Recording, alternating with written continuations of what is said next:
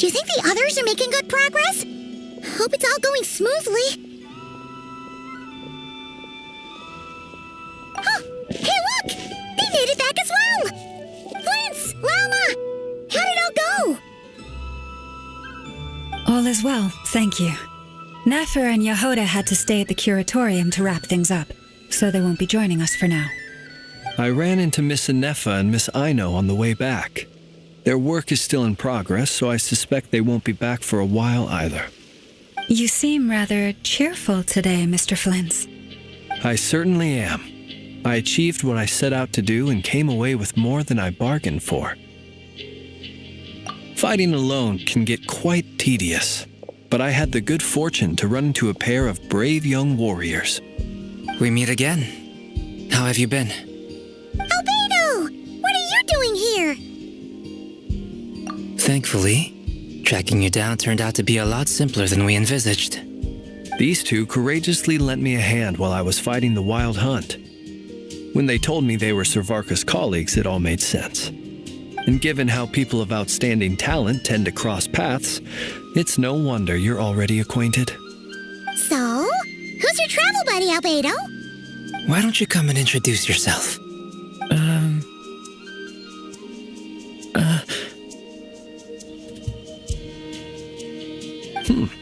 A gentleman of few words, I see. And a rather stern countenance. It's nice to meet you. Again, we've technically met before. Wait a sec! You're Minnie Durin! That's right. It's me. I'm glad to see you again. By the way, he says it's okay if you drop the mini. Yeah, I'm not as mini as I used to be. Interesting, isn't it? The first step towards blending into human society appears to be reflecting on whether one's name really reflects who they are. Wow! You look so different! In a good way, of course. It's great to see you looking so healthy. Thank you, Paimon. And although you're as mini as ever, I understand that diminutives don't always convey endearment. I'll be sure to simply call you Paimon as a sign of my great respect for you. Wow! You're such a smooth talker now. Paimon could get used to this. From now... Personally, I think our little Paimon is the perfect size. When people call her Little Paimon, it's just because she's so adorable that they can't help themselves. If that's not a sign of endearment, what is? You're absolutely right, Miss Lauma. My brother still has a long road ahead of him when it comes to understanding human relationships. Anyway, speaking of long journeys, didn't Columbina, leave with you? How come she isn't back yet? She's been catching up with old friends. Wouldn't be surprised if she stopped for a cup of tea or 10 on the way back. Uh-oh. People are talking about me. Hope it's nothing negative.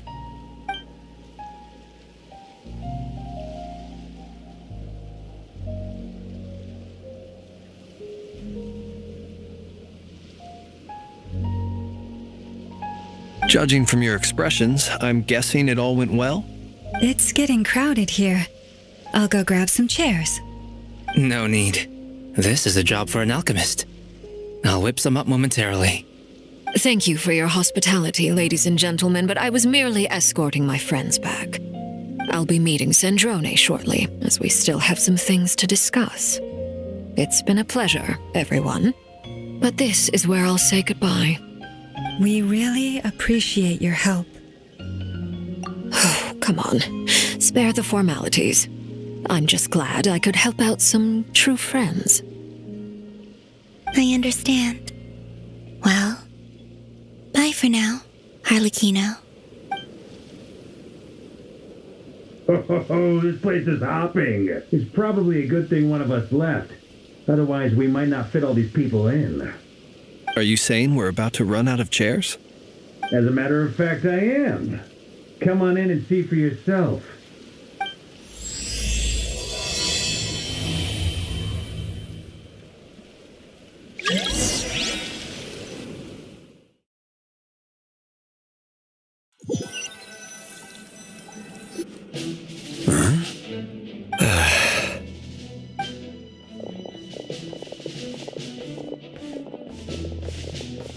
I overheard your little chit-chat outside, by the way. With Miss Columbina's colleague gone, we should be back to the original crew plus the other colleagues I brought in. Though it looks like we have another new face. Someone else managed to rope in a colleague too? Frankly, you and Paimon are the only people I know here. This here is Dainsleif, colleague of Tibet's greatest guide, Paimon, and greatest adventurer, the Traveler. Well, not exactly colleagues, more sort of friends. When someone else jumps in to do the announcing, you know you're speaking to someone important. Let's hear what he has to say. Note to self. Once Paimon knows your name, the rest of the world will soon follow. When he comes looking for us, it's usually something important. Paimon's guessing you've heard about the Wild Hunt, then. From the looks of it, you're about to hold a meeting. If I were to say that the Wild Hunt is our mutual enemy, would that earn me a seat at the table? As the saying goes, the enemy of my enemy is my friend. Mr. Dainsleif, there's a seat with your name on it. Though, I can't promise the same for everyone else. Hey, Albedo, think you can rustle up a couple more chairs? After all this time apart, Grandmaster Varka's first order is to rustle up a couple more chairs. I've missed this. Is he being sarcastic?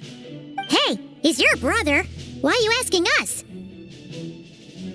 I've still got a lot to learn about the nuances of human conversation. Trying to decipher Albedo's way of speaking has been like jumping in at the deep end. Oh, good point. Paimon gets you now. Don't sweat it. There are people who go their whole lives without getting the hang of it. You're ahead of the game already.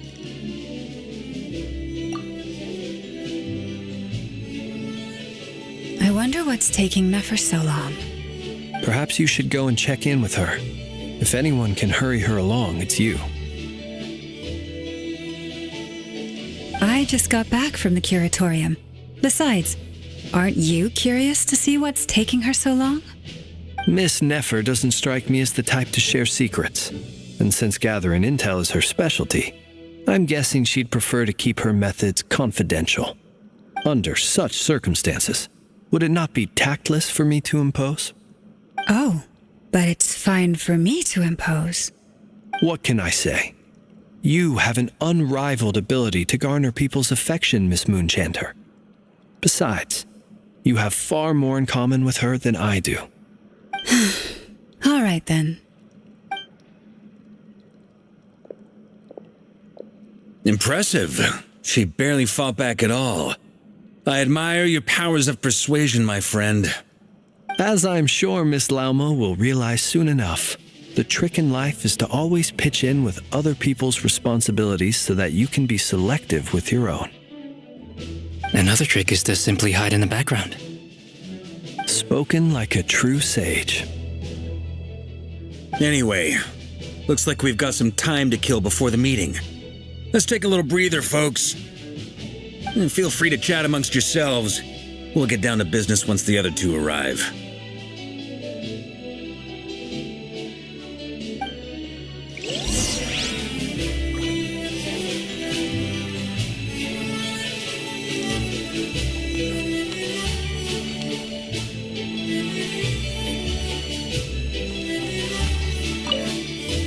You're both awfully quiet.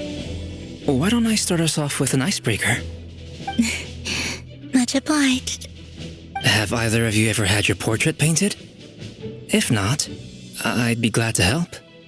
That sounds like a lovely idea. You know how to paint, then? I dabble occasionally. He's an excellent painter. Tables, chairs, people, dragons, you name it. He'll paint it for you. I'm flattered. If I ever get the chance, I'd like to give it a try myself. I'll bear that in mind. Anyway, how about you, Durin? What sort of portrait would you prefer? Oh, I'd be fine with anything.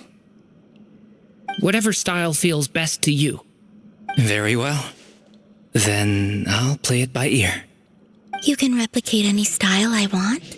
I can try. If you show me a sample, I'll do my best to match it. Thank you. In that case, I'll dig up some reference material for you.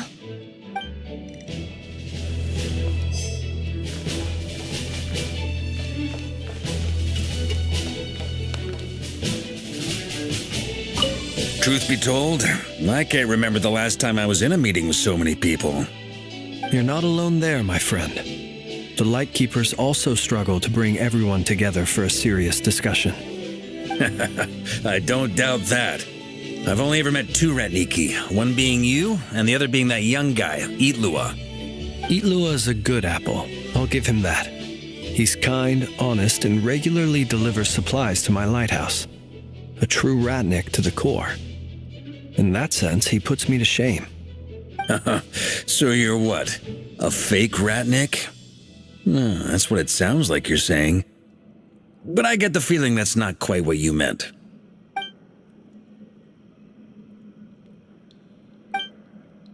Come on, why the awkward silence? Sorry. I'm not even gonna bother trying to hide it. You've known all along, haven't you, my friend? Now that was an awkward silence. Let's just keep this between ourselves. Probably best if Itlua doesn't know, huh? That goes without saying. Gotta be careful what you share with youngsters, after all. Anyone else in the know? Let me guess. The Traveler and Paimon? It's dangerous being too sharp for one's own good, you know. Then, in the name of the Animo Archon Barbados himself, I swear your secret's safe with me. When we went for drinks, you said that you and Barbados were practically best buds. In the light of that claim, do you really expect me to take your oath seriously? Of course. Just as long as you don't go spreading around the fact that I'm close with Barbados, all right? Fair enough, then. Nothing like a bit of mutual leverage to seal the bonds of friendship.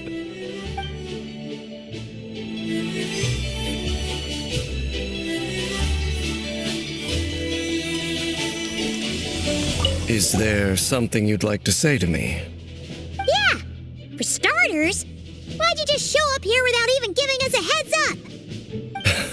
If you think back to our previous interactions, you may recall that that's hardly out of character for me. You do have a point there. Oh yeah! You'll need to find somewhere to stay the night too, right? Want to tag along with us? You never know. We might get a group discount. Sure, let's do that. Great! Paimon will handle it. And in return, we can get Dainslift to be our very own personal bodyguard. If that's what you had in mind, you should have said so sooner. I'd be happy to help. Oh, okay then. Paimon was only kidding, but good to know. Anyway, since we're all here together, we might as well watch each other's backs. That's just what friends do, right? Indeed. Thank you.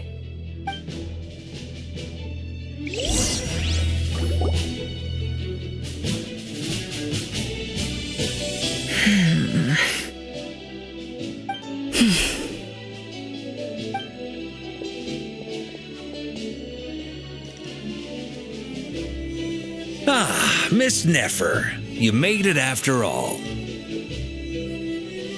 But what about Yehoda? I'm here to give you an update on how things are going on our end. Once this is over, I'll be heading straight back to continue my work. I left Yehoda back at the curatorium to watch over things while I'm gone. So much for just this once. Shh! Not so loud! We're on a roll here. What if she remembers and suddenly decides to back out? Did you say something, Mr. Varka? I didn't say anything. Right, Flintz?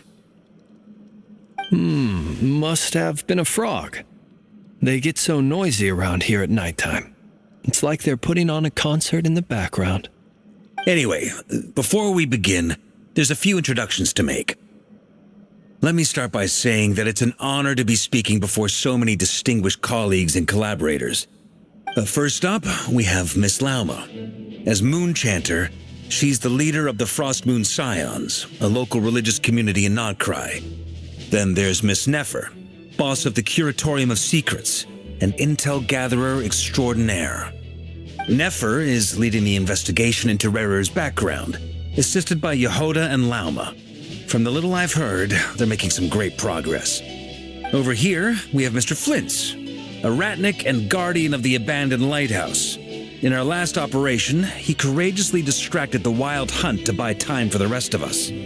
For those of you who've never met, this is Mr. Albedo, a renowned alchemist and captain of the Knights of Favonius investigation team. By his side is a new face for us all, myself included, Mr. Durin, who's come to lend his aid. Next up, we have the Moon Maiden and former Fatui Harbinger, Miss Columbina. Then we have the Traveler, who's earned more titles than I could possibly hope to list out, so I'll spare you the rundown. And Paimon, the ultimate travel companion and quite possibly the best guide in all of Tevat. Wow! That's a lot of people! Great turnout! Miss Nefer, it looks like you might have another job coming your way, so, congratulations on the booming business, I guess. You think I haven't got enough on my hands as it is? Who's looking for me now? That would be me, Miss Nefer. I have a commission for you. And you are? Who I am doesn't matter right now. What does matter is that I'd like you to gather more intelligence about the Recher of Solnari. Well, it's not as if we never take on anonymous commissions, but in your case, I'll have to decline. I'm gonna take a wild guess and say your job's probably more hassle than it's worth. Something about you seems like bad news. It's my eyes, isn't it? Conrian, I assume. And what's with the mask? Are you trying to hide your identity? In any case, the fact that you're even still alive raises an awful lot of questions for me. My name is Dainsleif. And yes, I am from Conria. As I'm sure you're aware, the Recher of Solnari's real name is Rerir. He was once an acquaintance of mine. Really? Then you must have been quite an influential figure yourself. You flatter me, but none of that matters anymore. My point was simply to clarify why I have asked Miss Nefer to investigate Rerir's background. So you're both from Conria, and it sounds like you used to be friends? What am I missing here? Surely you already know how he became one of the Five Sinners. I'll tell you everything I know. The history of Conria, the names and identities of the Five Sinners. I remember it all like it was yesterday. I have never spoken openly of this before, but the truth was exactly as people say. The Five Sinners were each driven by their own desires, and it was by playing upon these that the Abyss tempted them to their fall, tearing Conria apart in the process.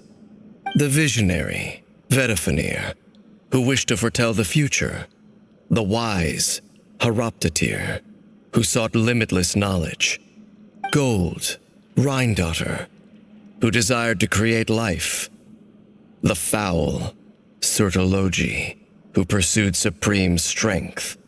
And last, but not least, Recher of Solnari, Rerir, Ravager of the Moon. Of the five, Rerir is the only one who remains a mystery to me.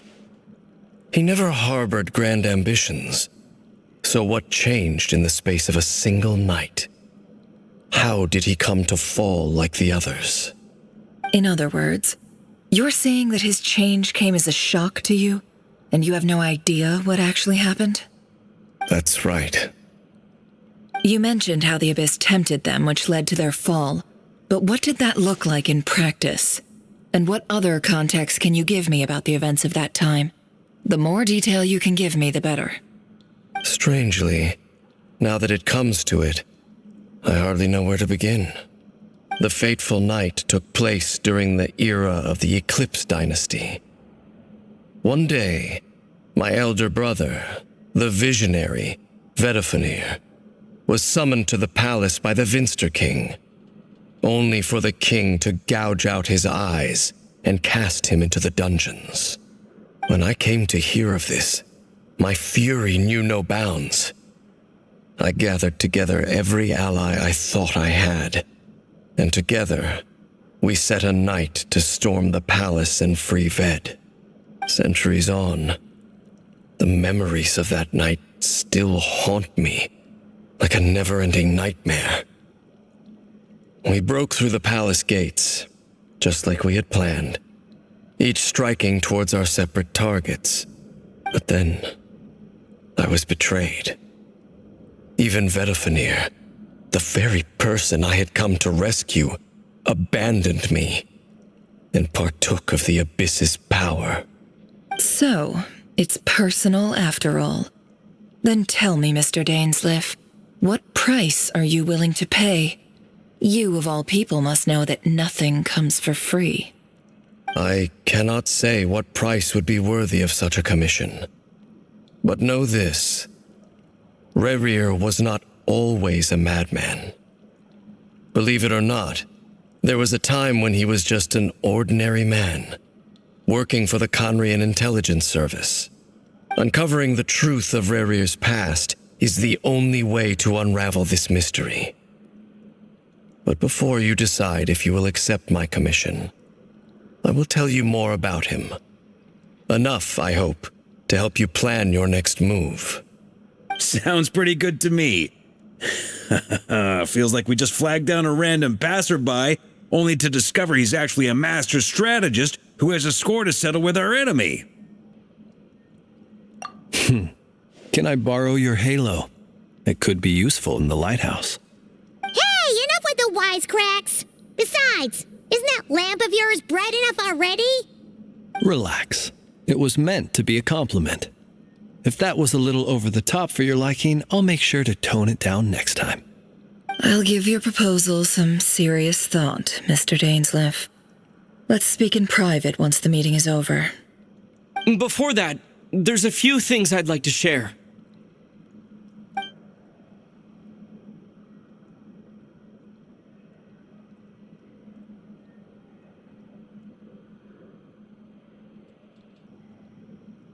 Now that we've united the hearts of the three moons, your power should be greatly enhanced.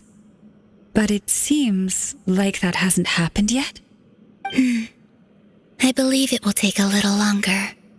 You've done so much for me, so I want to be completely honest with you all.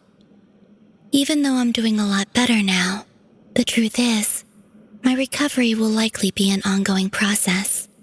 From the moment I was born, my power has been slowly ebbing away.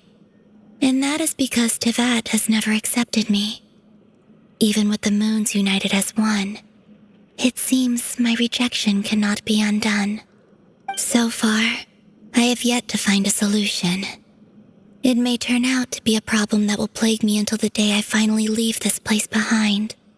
Even so, I will do everything in my power to help you drive out the Rehir of Solnari. As Arlecchino put it, this is not about chasing the spoils of victory. It's just a gesture of heartfelt gratitude. Kutar.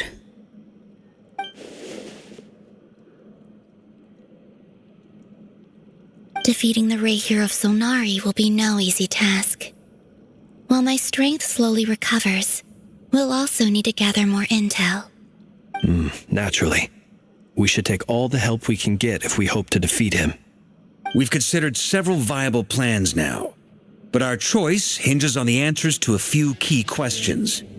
Is it even possible to kill Rerir? What experiences shaped the person or monster he became? And what's he really after?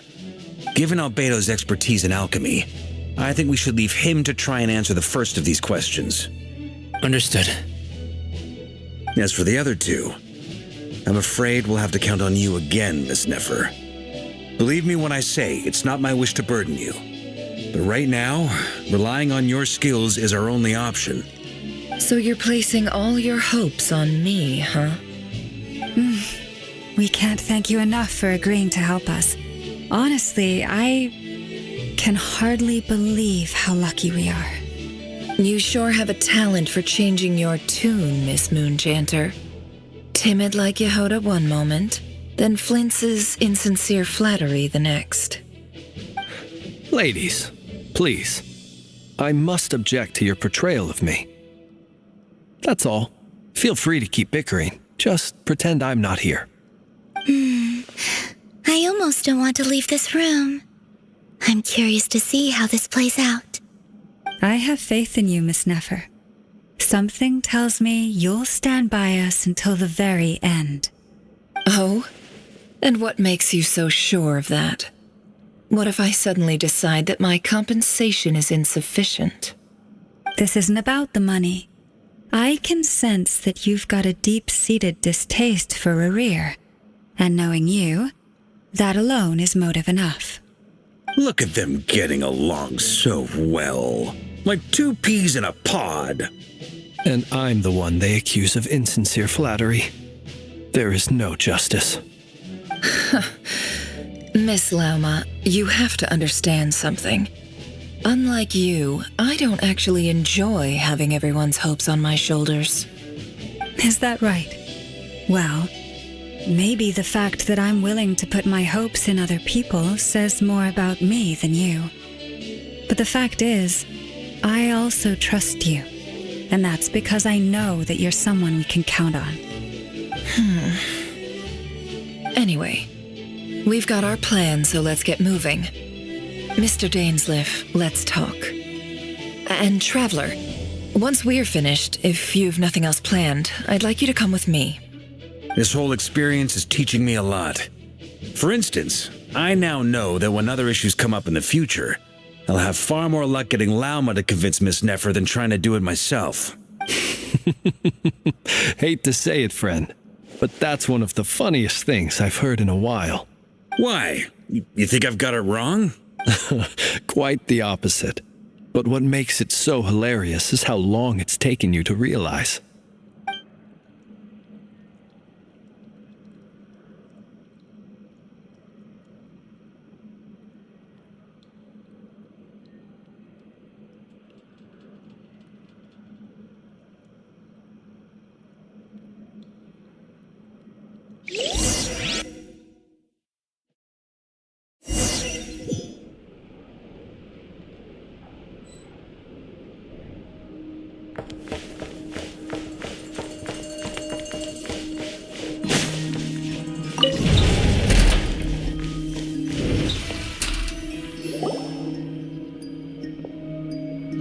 Thank you for waiting.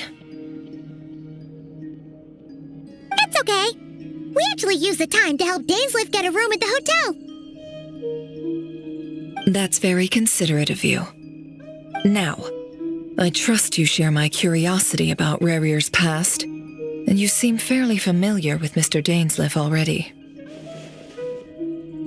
We spoke at some length after the meeting. He was the one who suggested I should invite you to join this operation. He feels confident that these secrets will be safe with you. Dane has a lot of faith in us, that's for sure. Likewise. I appreciate that you got right on board without interrogating me about why I invited you. It shows that you trust me to explain everything in due course.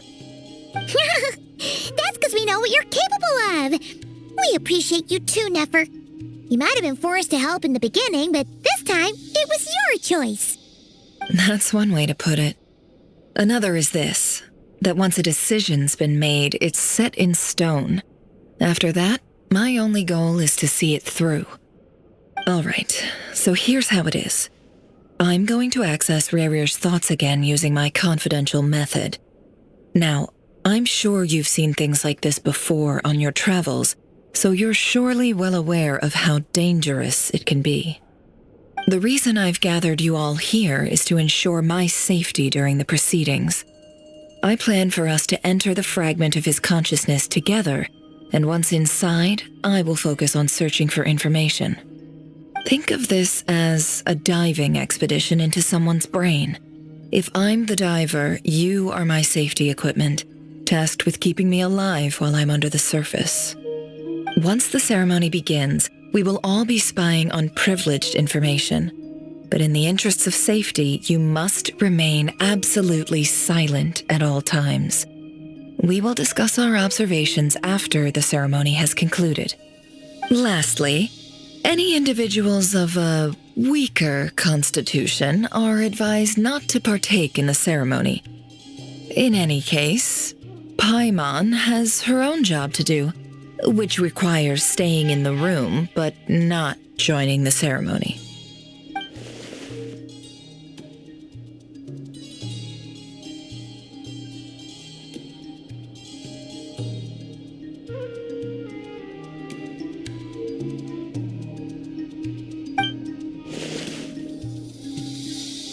Well, good luck, everyone!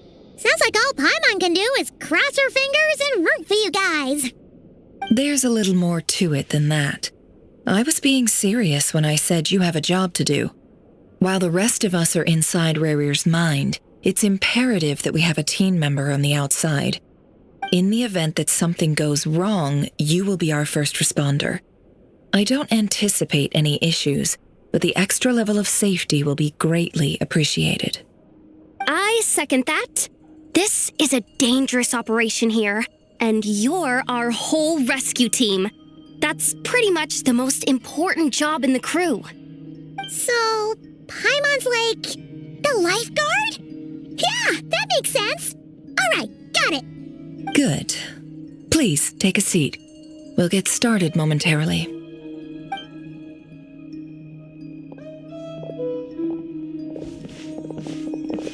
So, did Mr. Dainsleif tell you anything else? He told me that he believes Rarir kept some big secrets in his life. He's not sure that they were the cause of his eventual downfall, but he's asked me to uncover what those secrets were all the same. But surely you're not planning to go through with this, no matter the cost. If you think that, you'd be overestimating me. I'm a businesswoman, not a mercenary. But I do have my own professional reasons for taking this job. You think I'd turn down the opportunity to get a first-hand glimpse into Conrian history? No chance. Well, as long as you don't let morbid curiosity get in the way of safety concerns, we're good. We'll do whatever we can to help you. You're such a killjoy.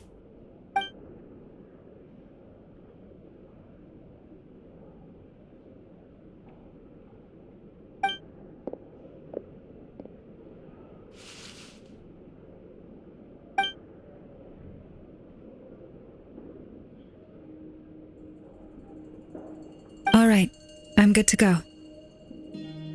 All set over here, too. Promise, Paimon, you'll be extra careful. All right. Let your whole body relax. We're about to begin. Close your eyes.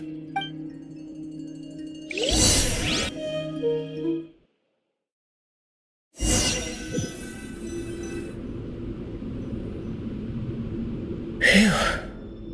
Could this be his office? Pretty standard setup.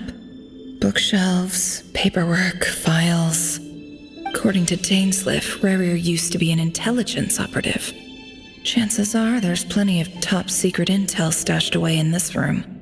Is this where you keep your secrets, Rarir? Can't say I'm not looking forward to this.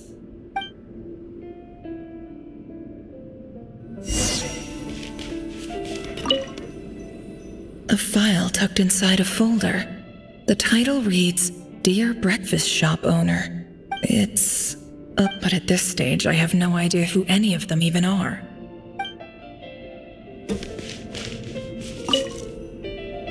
Wonder what kind of encryption technique this is.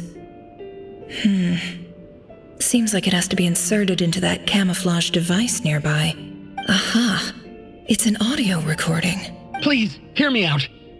I can't shake this feeling that someone's been spying on our house. No, I'm not being paranoid. It's true. I saw someone dressed in all black. It was a couple of days back, but that was on another street, not near my house. I swear, I know what I saw. There's a note in the margin. Surveillance of the run for their residence has concluded. We apprehended the target and filed the mission report last night. Could the voice in the recording belong to one of Rarir's targets?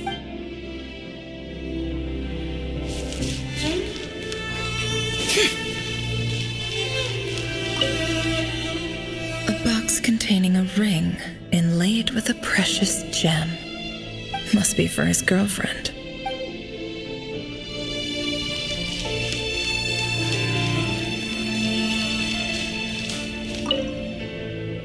Bookshelves full of documents. Looks like these are all files, packed with the personal details of individual Conrians. The Crimson Moon dynasty preceded the eclipse. Since Rarir worked as a secret agent during the latter, it stands to reason that he was tasked with purging remnants of the old dynasty. Yep, lines up exactly with what Dainsleif told me.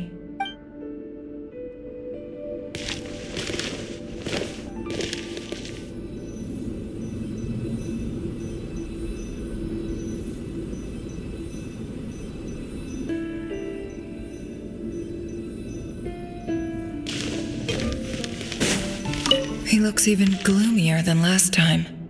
I wonder what's changed.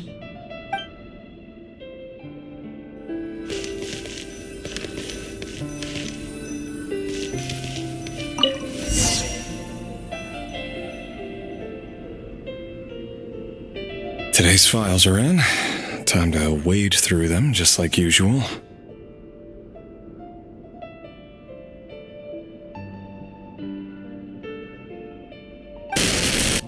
Male, 51. Occupation, cook. Confirmed Crimson Moon descendant. Has maintained frequent contact with other descendants over the past year. Poses a threat to the dynasty. Neutralized.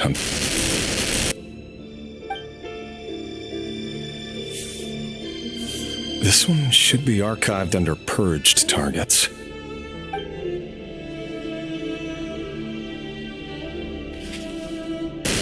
Female, 23. Occupation, office clerk. Confirmed Crimson Moon descendant. Has maintained frequent contact with other descendants over the past year. Poses a threat to the dynasty. Neutralized. Another one for purged targets. Sounds like she was that other man's daughter. Never mind. What's it got to do with me?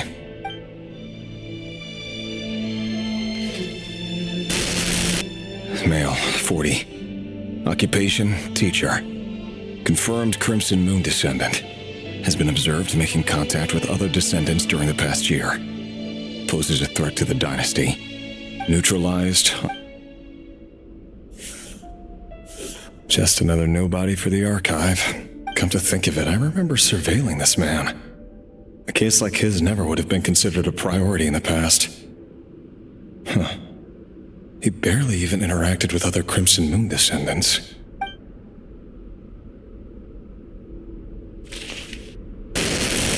Female, 16.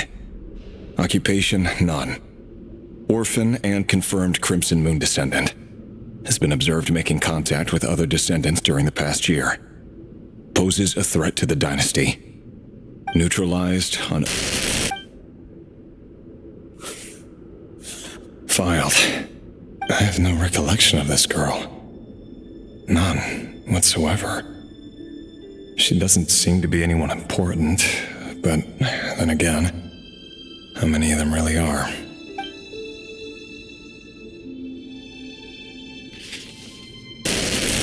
Female, 13. Occupation, none. Orphan and confirmed Crimson Moon descendant. Has been observed making contact with other descendants during the past year. Poses a threat to the dynasty. Neutralized and... Filed.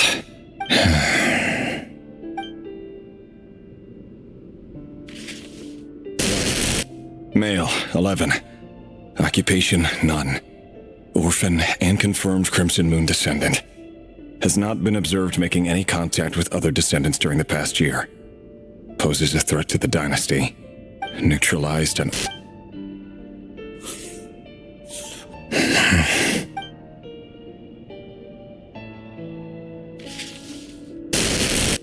Male. 6. Occupation, none. Orphan and confirmed Crimson Moon descendant. Poses a threat to the dynasty.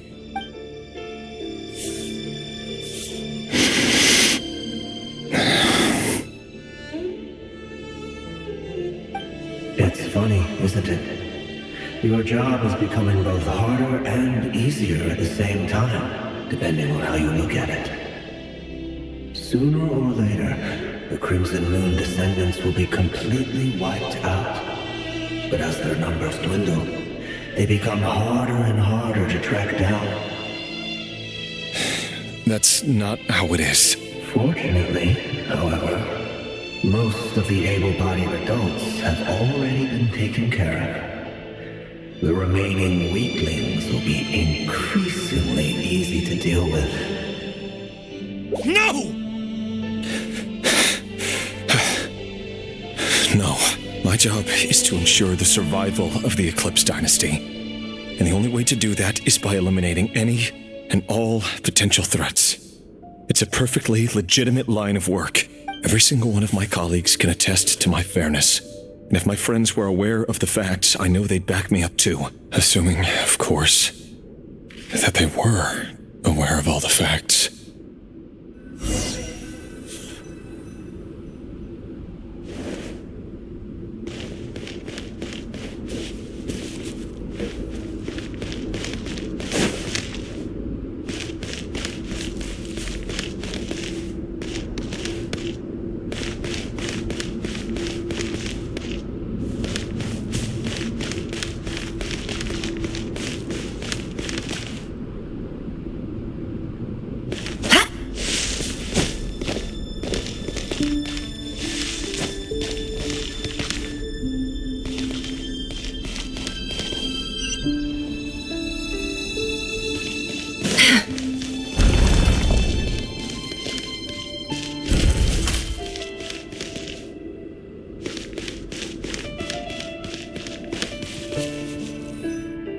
Mr. Vedifalnir, it's been quite some time since we last met.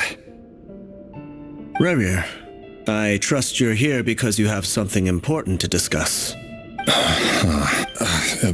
Forgive me. I wasn't tuning out, it's just, I noticed you didn't even phrase that as a question. As if you knew I was coming. Tell me, does someone in your position ever feel the need to ask questions at all? It is indeed within my power to foresee certain things. Things like your arrival. I was just thinking. It won't be long before I'll be inviting both you and Dane to my wedding. That isn't a lie, but nor is it a fact as such. It's a wish, isn't it?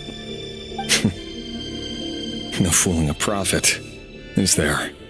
Ever since that day we met for drinks, I knew it was only a matter of time before you came looking for me. Does it feel good? Knowing how the future will unfold. I'm afraid the notions of good and bad fail to capture the complexity of what such a power entails. Once you've seen what will come to pass, it can be all too easy to succumb to fear and melancholy. Unless, of course, you learn to abandon these feelings.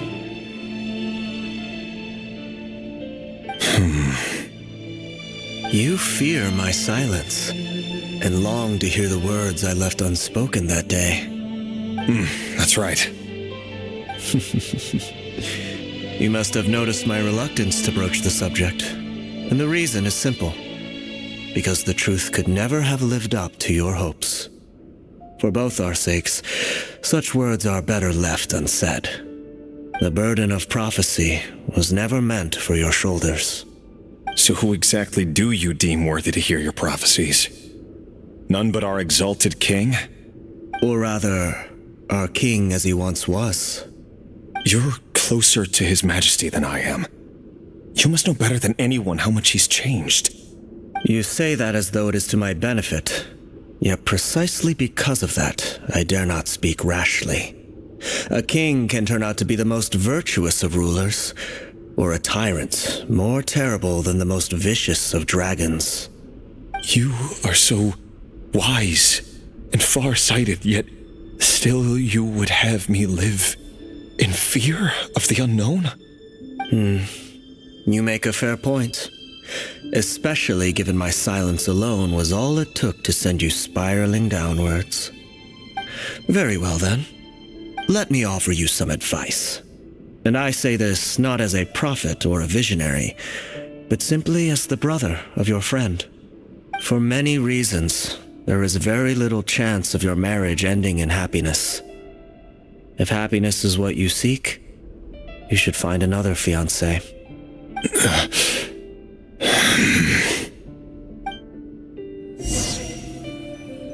Hold on. There's that same black fog again. Could this memory belong to Thelindis? Guess I'd better tread carefully. Wait. Hear me out. This time we finally got a clear look at his face and learned his true identity. His name is Rayrir, and he claims to be one of the king's guards. What did you say? A cruel irony, isn't it? The man you're set to marry leads a double life as a brutal executioner. Why are you telling me all of this now? Simple. It's because I want you to kill him. You are the only person he would never suspect. No, absolutely not. I would never dream of doing such a despicable thing. So you'll just stand by and watch him slaughter us to the last? Do not forget that the blood of the Crimson Moon flows in your veins too. The blood of the Crimson Moon? What does that matter now? The dynasty has long been dead and gone. You think that alone is reason enough for me to throw away everything I have? Why wouldn't it be? You two were once a child of the Crimson Moon, just like me. Don't tell me you've never felt so much as a flicker of fury for the way we were trampled into the dust. As long as you promise to abandon this pipe dream of restoring your dynasty, I can try to persuade him. Or have him persuade the Vinster King. Persuade the Vinster King? Do you even know why he's so obsessed with hunting us down? Why he keeps trying to force us to hand over our secrets over and over again? Or why we refuse to give up on restoring the dynasty? The Vinster King. A blind fool. His eyes clouded by powers from beyond this world. A petty little man with a miser's heart. And he dares to sit upon the throne? Mark my words. Sooner or later, Conria will fall. And it will be his doing. If you can't bring yourself to do it, so be it. Just you watch. It won't be long before calamity descends upon us all. The Rayrir of Solnari. That really is quite a secret you've been keeping from me, Rayrir. But who am I to talk? Am I really any better? I've kept my own past a secret this whole time, too. Love should be built on honesty. But ours was born from lies. And yet, is it really so wrong to hide things that would only make life harder? If we don't cover up the parts that no one else should see, how can we go on pretending to be normal? Vedifulnir must have known all this. And that's why he made his prophecy. In the end, nothing stays hidden forever.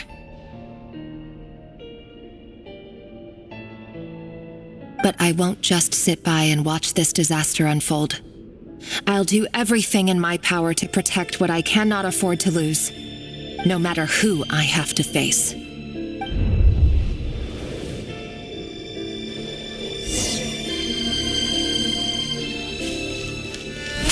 Huh?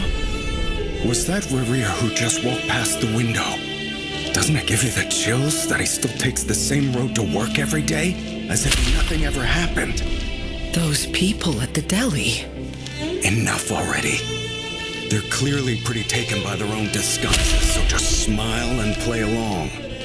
Pull the rug from under beasts like that, and you'll risk having your throat torn out. Deli. Oh. They're talking about those people from the opposition. Right. I'd almost forgotten they used to run a deli. People of no consequence always vanish so easily. And no one even remembers them. But surely you can see he's not the man he pretends to be. So many have died already, and they say that the king's madness grows with each passing day. We're not going to survive this, are we? But why does it have to be this way? Do we really deserve to die just because of the blood that runs through our veins? Felindis, are you even listening? Sorry, Freether.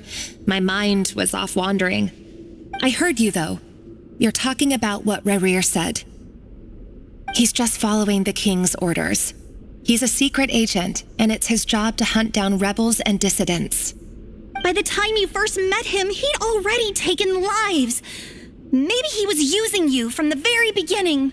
No. Rerir has no idea I have anything to do with the Crimson Moon.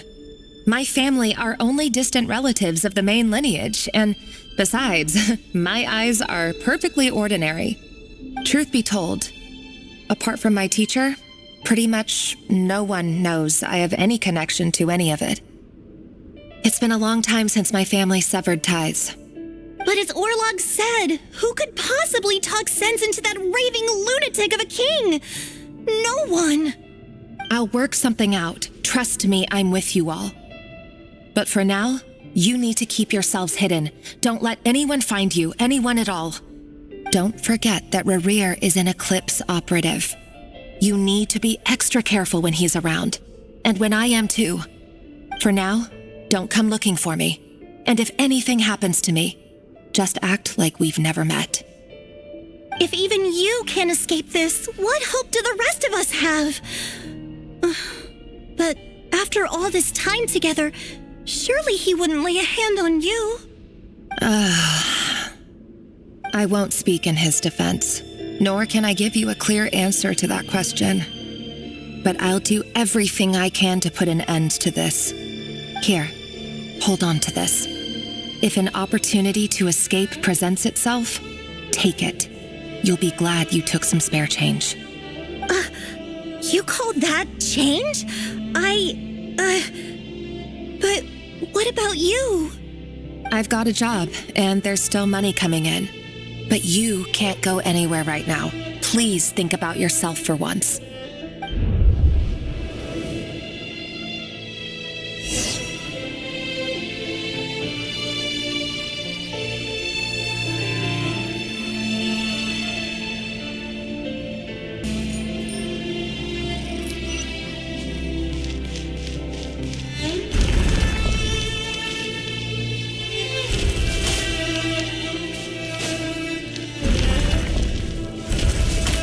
Another day, another round of assassination training. Training ground is just beyond this hidden passageway. When you kill a person, doesn't it bother you when you end up covered in their blood? Why would it? Aren't we all just walking blood bags? But not everyone is accustomed to hunting down others like prey. You've been a hunter for so long now. You seem to have forgotten that most people don't just go around killing one another. Leave me alone.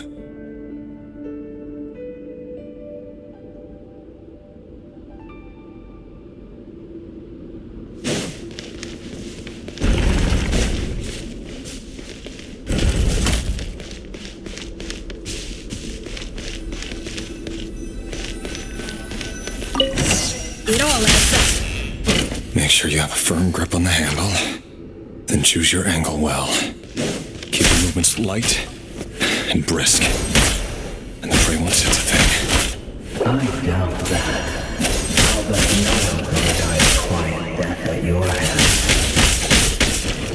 I work clean. No traces.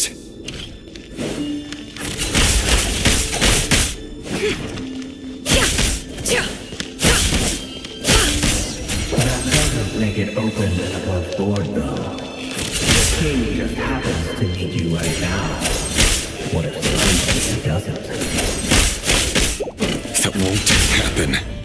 He's changed. Ever since he fell under the spell of that power. In the beginning, he only had to take out a handful of the guilty. But now...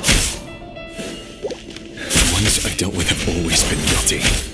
And I've carried out my work flawlessly.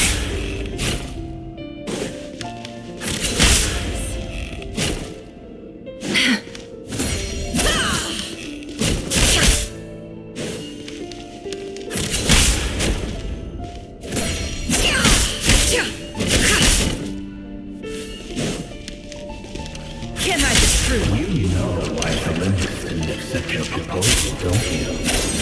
Was it because she didn't trust you? Or something else? Enough!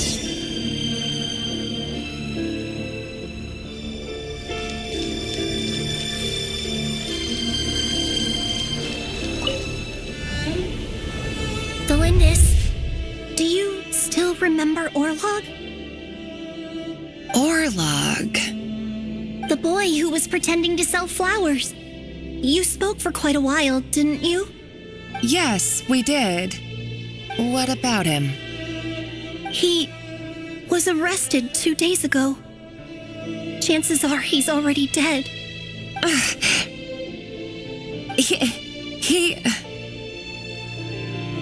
I just don't get it! After everything he's done, why do you still stand by him? Or does it mean nothing to you that people keep dying? No, that's not... Just hear me out.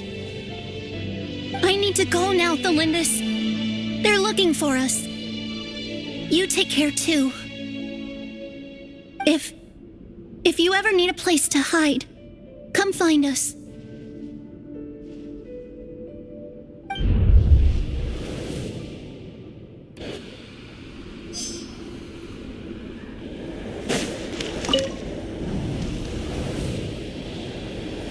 Author Thelindis. Over the course of this week, the research object was subjected to interference for a total of 47 hours for experimental purposes. The results are as follows. All subjects of observation that were sent inside have now... The situation within is proving more problematic than anticipated. No progress whatsoever. What now? Won't you give me even a glimmer of hope? Things are getting worse by the day. I have to find a way or we'll all be in danger. But I... If all this research comes to nothing, what then? Sooner or later, it'll be my neck on the line. But could he really bring himself to kill me? No. Surely he wouldn't have the heart.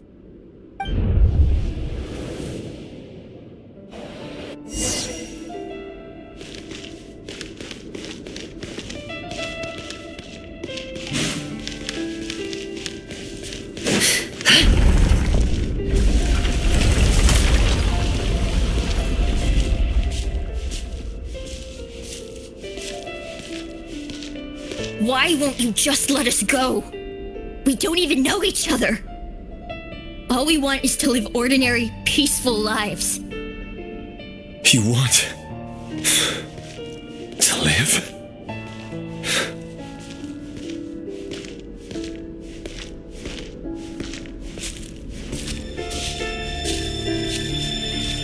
Yes. I just want to go on living. Is that really such an unforgivable crime?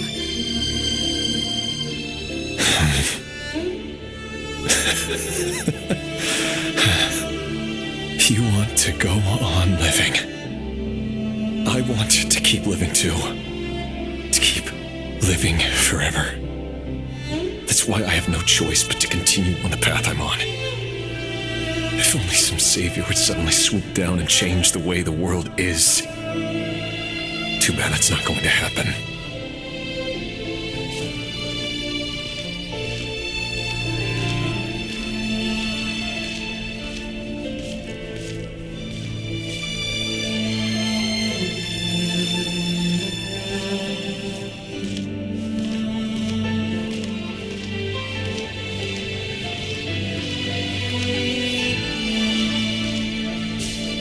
Imagine that.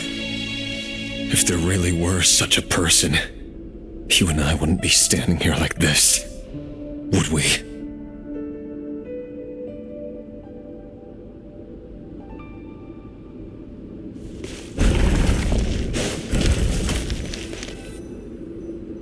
Today's files are in.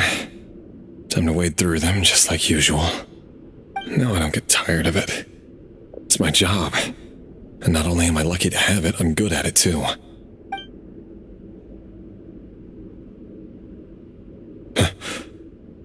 Wait. That's... Thalindis? No. No! No! Why? But you bear no mark of the Crimson Moon. How could you possibly have anything to do with them? It cannot be. A diluted bloodline. Carefully concealed. I see it now. You've been living in the shadows just like me. What a fool I've been. Numbing myself with talk of justice. Even imagining my friends would back me up. But in the end,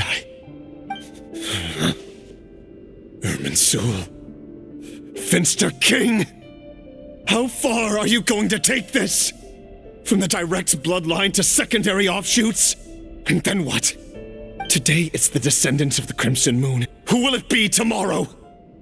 Will you not rest until everyone down here is dead? No. This cannot go on.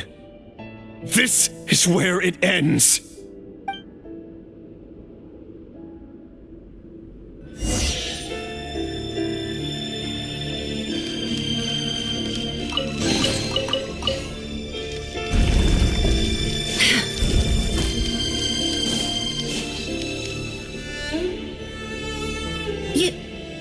You're really letting me go? I am. As long as you can guarantee that no one will find you. Don't worry, I'll be extra careful. No one will know I was here. But what about you?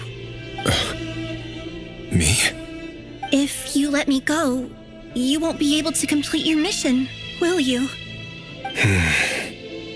Good point. In that case, maybe you should stay. No, please! I just want to see the outside world again. To go on living? Yes. I know you're a man of your word. So please, just let me go. If I let you leave, what will become of me? Just kidding. Go, now. But remember, don't let anyone know you were caught. We'll be seeing each other again very soon if you do. Even shadows in the dark must live by a code. But you can't save everyone. You've been whispering in my ear for days now, Vedifalnir. What are you trying to do? Break me down? I only say this because you long for an answer to your problems. Let her go, Rerir, or you risk losing everything. I will not abandon Thalindis. Then you'll need a little more vigilance and a lot more power. The world is changing, Rerir. Keep your eyes peeled for your moment of opportunity. And that voice used to be so unclear. But now I know exactly whose it is. It's Vedifalnir. He won't tell me how to actually resolve any of this, but he keeps trying to manipulate me like a puppet. What's his game here? Tell me then. What will this moment of opportunity look like? And no answer. He's like a ghost. Always disturbing me when I'm on edge, but never answering when I need him most. So, the Eclipse Dynasty was purging, well, massacring the descendants of the Crimson Moon. And it seems like it was all connected to the Vinster King's research. The King's obsession with abyssal power left the future of Conria hanging in the balance. No wonder every aspect of Rarir's life was so unstable. And it looks like this Thelindis, Rarir's would-be fiancée, herself belonged to a sub-branch of the Crimson Moon Dynasty's descendants. It almost defies belief that a couple like them could hide the truth from each other for so long. If the Vinster King hadn't intervened in such a drastic way, they might have gone on deceiving each other for the rest of their lives. And why does Vedderfanir, Daneslif's older brother, keep talking in Rarir's head? This guy kept more secrets than I ever imagined. The human mind is like a vast desert of shifting sands. When you follow the flow of someone's memories, you only ever see the parts they're willing to let surface. Time for something a bit more creative. We've been inside Rarir's mind this whole time, building up a picture of his psyche.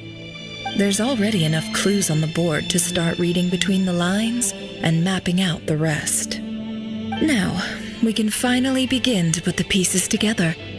Sure, it'll only be a reconstruction, part simulation, part reasoning, but it's usually pretty accurate. Once we've built up a cognitive profile, we just need to cross-check the logic behind his actions. And then we'll be able to take a sneak peek at whatever it is that Rarir has really been hiding.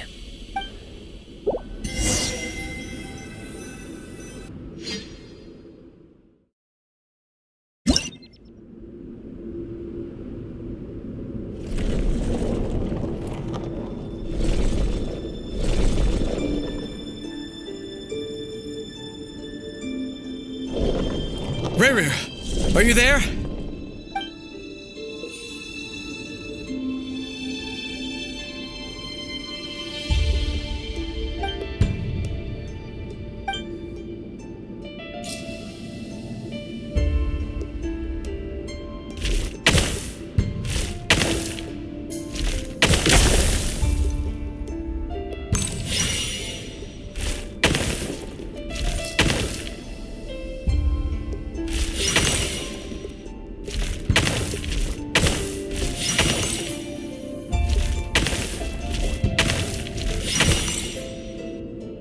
Hey, Rarir! Come out, it's urgent!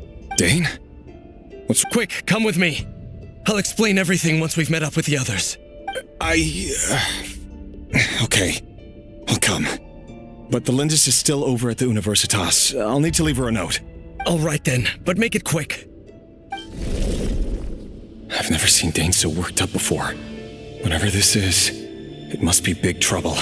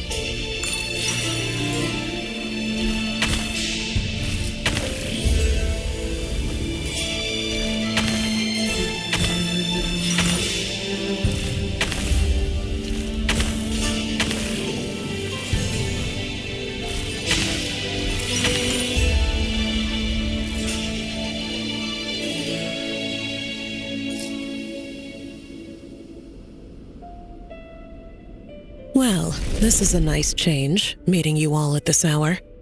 When men and women of ambition can speak face to face in broad daylight, I say that's a big step forward for our dear Conria. Don't be ridiculous. We do not fear the day. Why would we seek refuge in the night? You might ask your blade that same question. I'm told it prefers the cover of darkness. The word on the street is that Sertologi only strikes when he has an unfair advantage. But that is patently false. I see you're missing an arm and a leg. Surely only a fair fight could explain that. If this is your way of offering me replacement limbs, believe me, I'll take them. Oh, we can certainly discuss that. With bioalchemy, anything is possible. Assuming I have your full support in my research. Lunatic. Robtatir, what brings you here? Why, Dainsleif, of course. He invited me. Please, cast aside your apprehensions, Miss Rhindaughter. Whatever the rumors may say, I am but a humble servant of the king, and I can assure you he affords me no greater convenience than he does you. Well, the Universitas Magistrorum won't stop fawning over you, so at least some of the rumors must be true. You're clearly doing well for yourself, so drop the humble servant act. It endears you to no one. You're president of the Universitas Magistrorum, the chief royal mage known as the Wise by royal appointment, and by far the most favored among the 4 pillars of Conria. Vice President Veet doesn't even try to hide his envy when he sees you. My success is the product of hard work and good luck. It's as simple as that. Were the king not such an extremist, I hardly think I would have received a senior post at my age. Of course, no job is without its gripes. Serving a king like ours can be a challenging task, as I'm sure you can imagine. And as for Efterveet, in missing out on the presidency, he's dodged a mountain of stress. Like everything else in life, it comes with pros and cons. You're all here. I apologize for the short notice, but it was an emergency.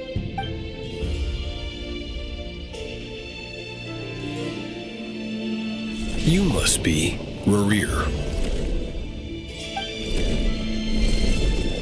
Mr. Sertologi. Yes, I handled your case file during your sentencing. Nothing personal, of course. I'm pleasantly surprised that you remember me. You're clearly a person of substance if you've been invited here. But Dainsleif, you'd better have a very good reason for convening this little gathering. It's my brother, Vedafinir. After he spoke at the court this morning, the king was so infuriated by his words that he had him blinded in both eyes and thrown in prison. Vedafinir in prison? Strange. I thought the king trusted him and Horoptatir more than anyone else in the world. Does this mean the king's circle of trust just got even smaller? It has nothing to do with trust. It's about what the king wants, which is as clear as day to anyone paying attention.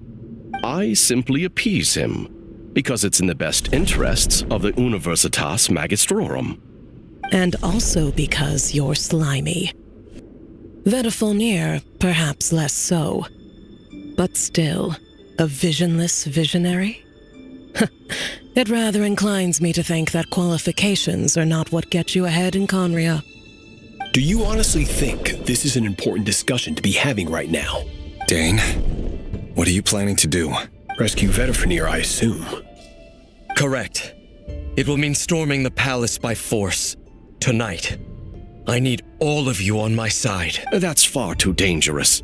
And don't forget, Dainsleif, you're captain of the Royal Guard. You swore an oath to the throne. You've been planning this for a while, haven't you? I have no desire to commit treason. But whatever critique the king may have of Vedafinir, disfiguring your most loyal subject for putting the best interests of his court and nation first, this is not the conduct of a wise ruler. My blade will force the king to see the error of his ways. So, Vedafinir's prophecy enraged the king. I'm sure it wasn't what he wanted to hear, but if he won't take counsel even from the visionary, that is deeply troubling news. The extent of His Majesty's madness is now all too clear. The question is, how does a man like me get out of this situation unscathed?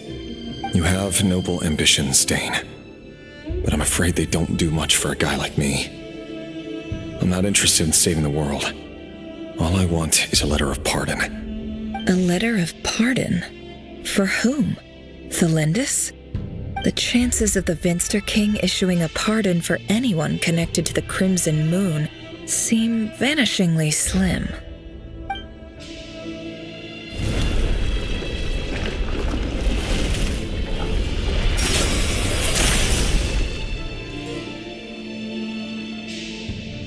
This black fog over the board must have some connection to Thelindis. But why is it taking this form? Does it have something to do with Rarir's past? Another mystery I'll need to unravel.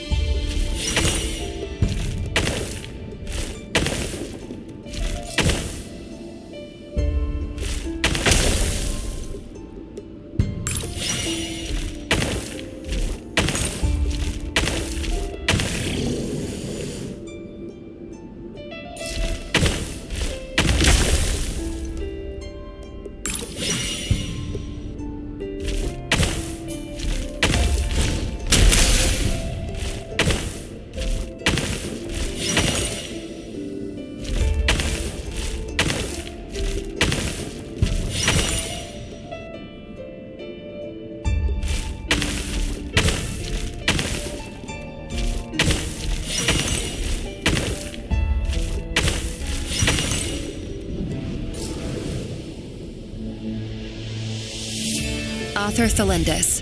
Over the course of this week, the research object was subjected to interference for a total of 60 hours for experimental purposes. The result, research dating back to the Crimson Moon Dynasty, has established 2 points regarding moon marrow. Firstly, its origins have something to do with a god's power. Secondly, it serves as a portal to an as-yet indeterminate location. Moon marrow can thus be defined as a spatial gateway.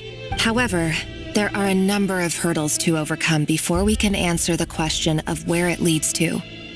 To start with, opening the gateway requires a specific power source, which the relevant literature indicates. An enormous amount of power is then required to keep the gate open. Currently, the total power output of our instruments remains in the single digits. To make matters worse, I am now the only staff member remaining in the Moon Marrow Lab. The Universitas Magistrorum recently decided to move most of its personnel into abyssal energy research, which has stymied all Crimson Moon-related projects. This is not a wise move. I have always maintained that placing all our hopes in a single source of power is risky, especially one as poorly understood as this, as well as making ourselves overly reliant on a single resource. I apologize if this comes across as disrespectful. But as a Moon Marrow researcher, I desperately want to see the world beyond the gateway. If we really made it there one day, what would we find? And how would we go about taming the unknown? My imagination is endlessly fueled by questions such as these.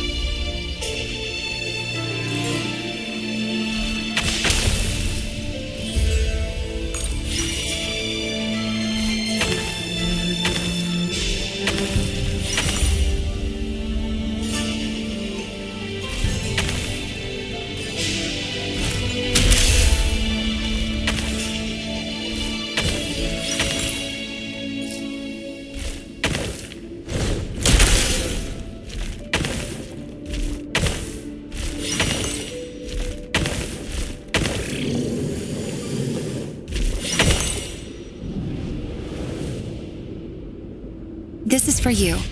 I heard you're gonna leave the city with your parents. The Lindis.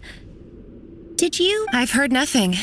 Rerir got back very late last Friday, and he was acting a little unusual, but he slept pretty well, so I'm guessing whatever he did was a good deed. You never saw him, and I don't know what he did.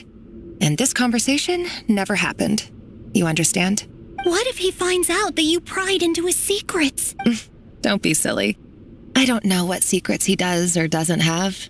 All I know is he's just a normal guy who happens to run some errands for the king. Are you scared of him? I don't know. The Rerir I know doesn't match the person you all describe. Logically, I should be scared of him. And yet, I don't want to lose him. But enough about that. You should get going, and be careful with the package I gave you. Keep it secret. Keep it safe. What's in it? A piece of the moon. All you need to know is that as long as you keep it safe, then in the future, everyone will be able to see a red moon. A red moon? You mean our moon? That's right. Our moon. Promise me you'll look after it. I promise, Tholindis. The Crimson Moon bloodline will never die out. Its light, the color of blood, will become like a fire that flows in our veins, no matter how long it takes.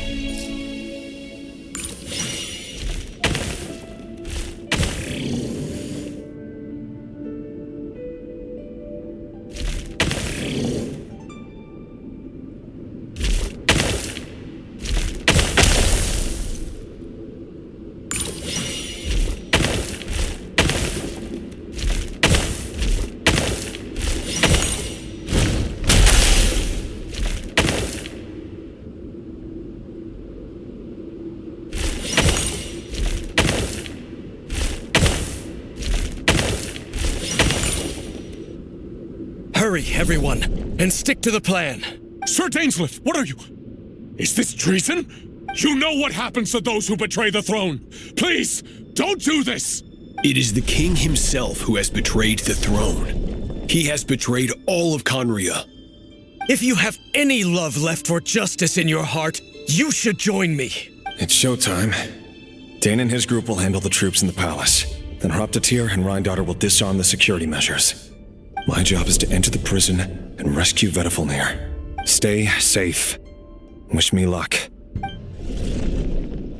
Look after my brother. Draw your blade. It is time for justice to prevail.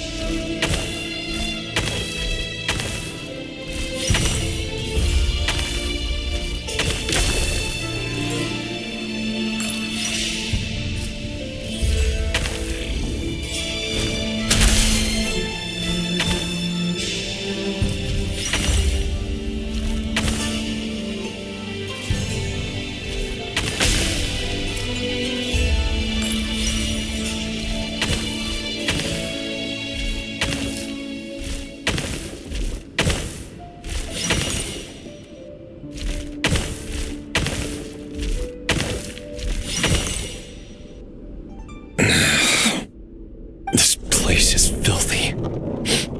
And the smell is abominable. Clearly, the king doesn't allow his prisoners a single shred of dignity. This is dire. Found you. Hello, Mr. Vedafilnir. It's you. Surprised? Oh, wait. I guess surprise isn't an emotion that prophets feel very often. I certainly felt some surprise in the moment when I was blinded. Surprise at the king's sheer ignorance. Surprise at just how unfairly this world responds to words of earnest remonstration. I'm curious. What did you prophesize this time? It wasn't a prophecy. It was a word of warning. Someone had to say it. The king has forsaken all reason in pursuit of his obsessions. I simply told him that if he continues on this path, Khaenri'ah will surely fall. But he didn't listen. Worse still, he stabbed you in both eyes and locked you away. Dane asked for my help. The court is in complete chaos now, but I'm sure you predicted that. Everything is transpiring as I foresaw, yet I am powerless to change it. Fate is an immutable force. I can but lament as the inevitable unfolds. I do wonder whether giving a man the power to see the future does nothing more for him than slowly crush his spirit. Forgive my curtness, Vedafilnir, but the king did not suddenly turn on you today. His suspicions have been brewing for a long time. You can't have wisdom beyond the reach of your fellow man without attracting his fear and suspicion. There are things the king does not want to see. So, he doesn't want you having visions of them either. He blinded you because he thought this would make the visions stop. He wasn't entirely wrong. I did indeed lose my power to see the future. Right up until...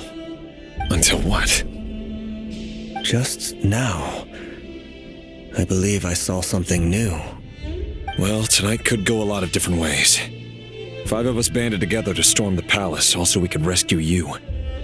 This will go down as the most tumultuous day in Khaenri'ah history. I sense hatred in you, but also hope.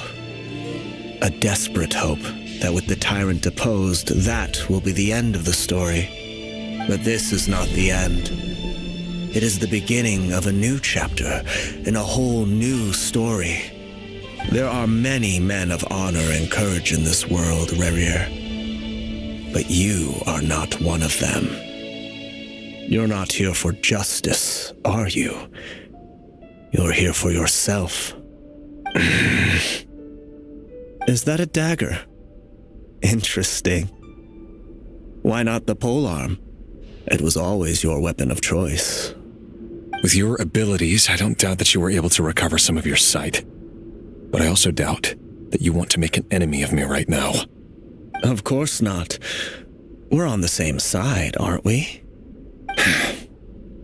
We could be. But I need you to be honest with me, Vedafilnir. At this point, you're my only hope for the future. You mean your future? With your beloved, Felindis? Yes. And I know there are bigger things at stake here. A dynasty, a nation, maybe the entire world. But forgive me, I care first and foremost about myself. I can't abandon the one I love to save myself. I just can't do it. But you see a broader picture of the future than I. You see the solutions to the biggest problems of our age. So tell me, what is my solution? What's the answer? In matters of fate, answers are either right or wrong. What will be and what will not. Maybe you are willing to pay a certain price in the pursuit of happiness, but unfortunately, fate does not negotiate. That is the cruelest thing about fate. It is unmoved by your sacrifices. That can't be true.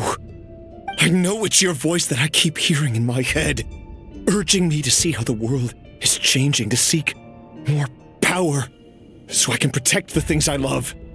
You show me disaster, but you won't show me how to avoid it? Why? Why are you doing all this? My voice. In your head.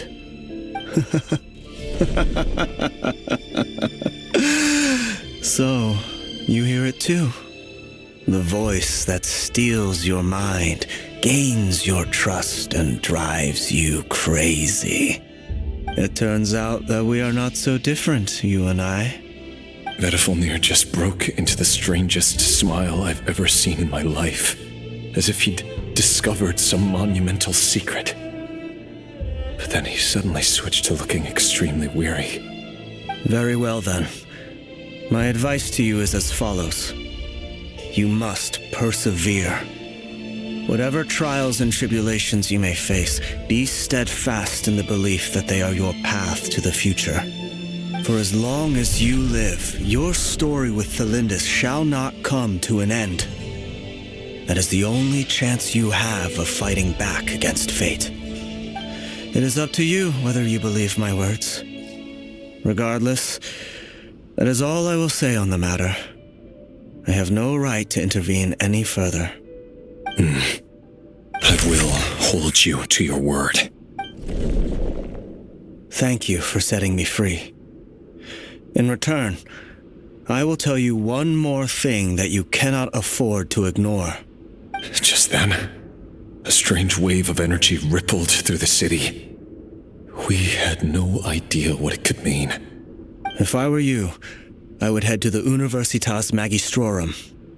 The Universitas? Oh no! I'm sure we'll be seeing each other again very soon, Rerir. Whatever Vedifilnir said, I didn't catch it. I didn't even help him out of the prison. There was no time to lose.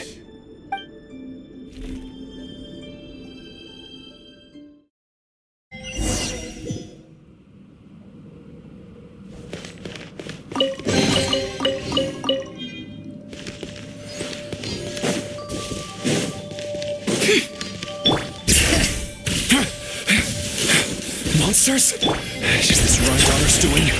With the Universitas Magistrorum? Out of my way!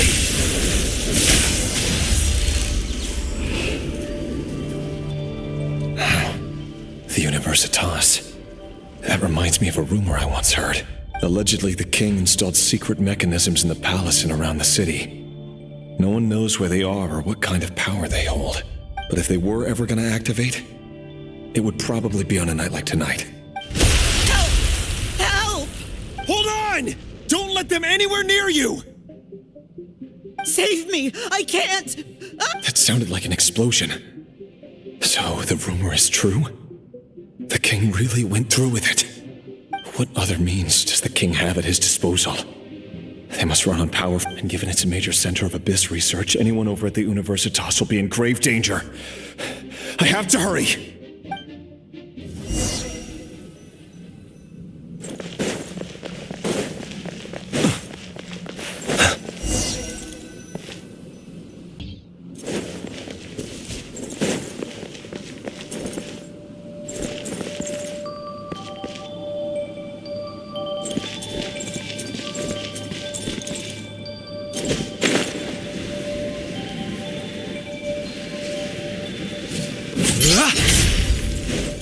Close your eyes. Bow your head.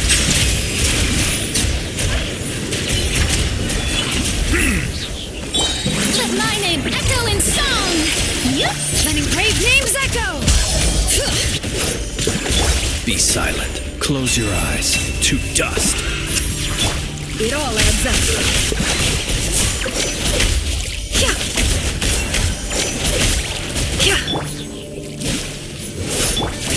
Silence!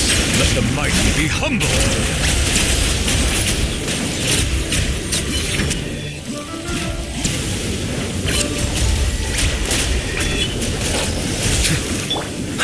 Observe.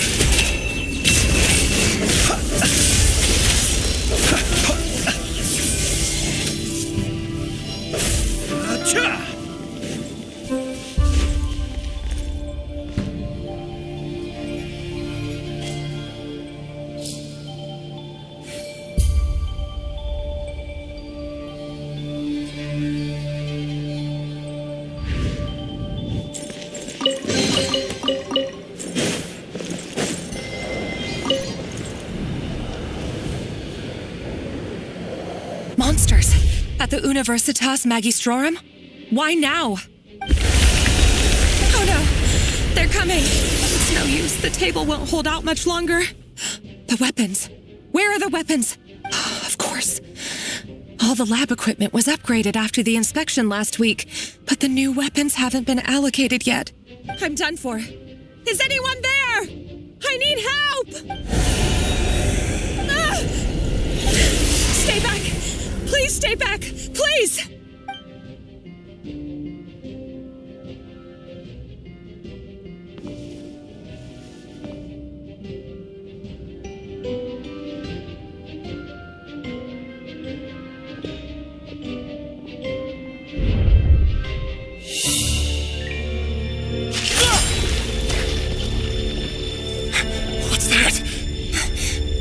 Rear. So the rumors about your work are true. What? No! Listen, something happened at the palace tonight. We have to leave! You don't need to lie to me anymore. What do you mean? I know why you're worried, and I will respect the decision you've made. But it's okay, because I found a solution. I know how to end all this. You can have it back. The normal life you so desire. But until then, I'm afraid our wedding will have to wait. Cylindus? No, don't do it! Cylindus! Cylindus!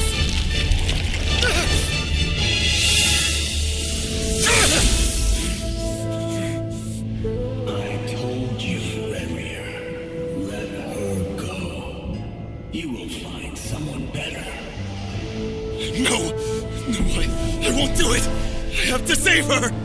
By what means exactly? A lonely pawn. You lack the power and the strength of will. Do you know why? Tell me! Come to the palace. Join us.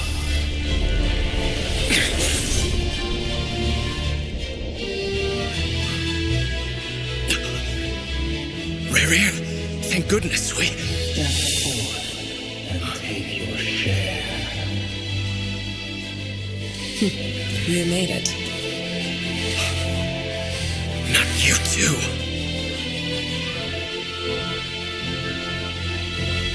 Hatred or grief, despair, desire. We all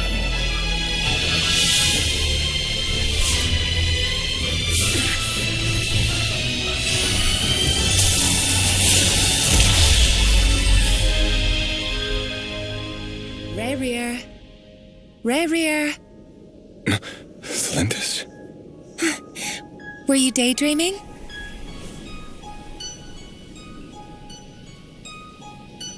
You still remember, Rear? That question you asked me a couple of weeks ago? Oh. You mean the proposal? Yeah. I'm wondering, where do you think would be a good place to discuss it? Maybe in the garden? Or were you thinking a fancy restaurant? It's your choice.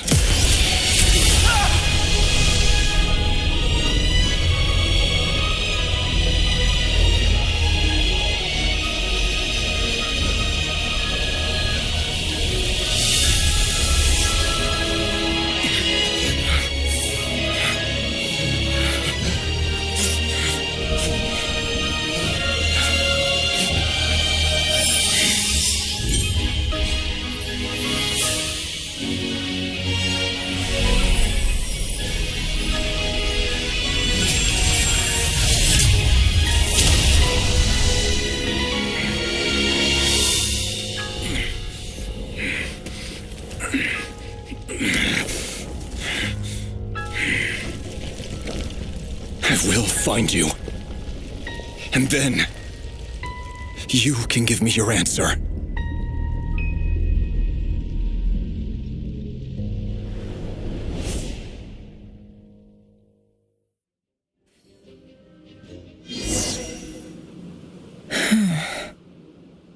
So that's how the Raker of Solnari was born.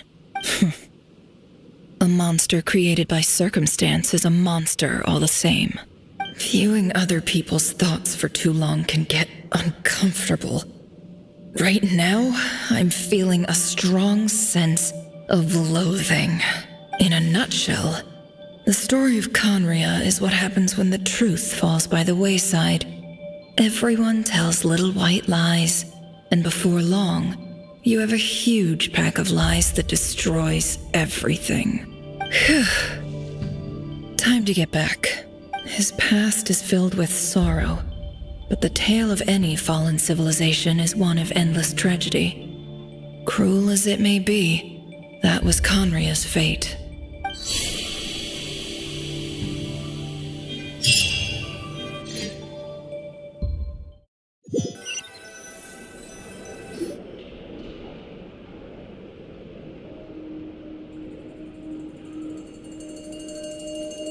Everyone, I'm back.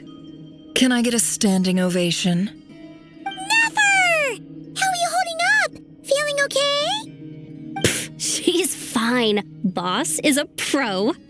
Yes, I'm fine. You will have seen the events of Rarir's life through my thoughts.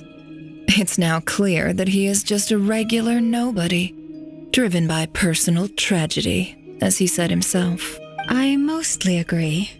There's only so much we can know about him from his memories alone, but they did give us a clear glimpse into his life in Conria. However, I would not consider Rarir to be a nobody. He was deeply involved in the events of that era. Yet, when the catastrophe of a generation strikes, nobody is safe. Sounds to me like you're speaking in riddles again. Is this you urging me not to abandon the people of Krai in their hour of need? That's not what I meant. Although I do hope you choose to remain a part of the plan. Without you, the mission ahead will be all but impossible. Then try to remember that I respond better to the carrot than the stick. And I don't appreciate being bossed around. Now, as for you, Missy, you were excellent. You stuck to the rules of the ceremony and kept your mouth shut the entire time. Bravo. Cool. So, can you fill me in on the deets now? Most of what I saw went right over my head. Patience. You'll hear the whole story, don't you worry. But let's meet up with the others first. It will save me narrating it twice. Yehoda? Yes, boss. Let me get that door for ya. That's more like it. For a moment there, I was worried you'd forgotten about the first clause of your employment contract. Forgive my curiosity, but what does the first clause say? It says I gotta do the annoying stuff that boss is too lazy to do for herself. Like opening the door, pouring the tea, yada yada. Is that right? If something is in the contract, it's because she willingly agreed to it. Rest assured that the curatorium abides by the very strictest of labor policies. In any case, I've hardly shied away from my share of the work today.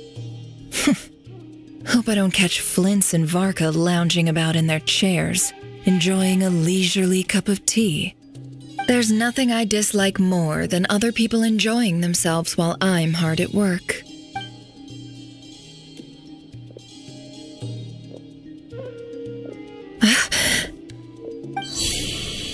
Oh no.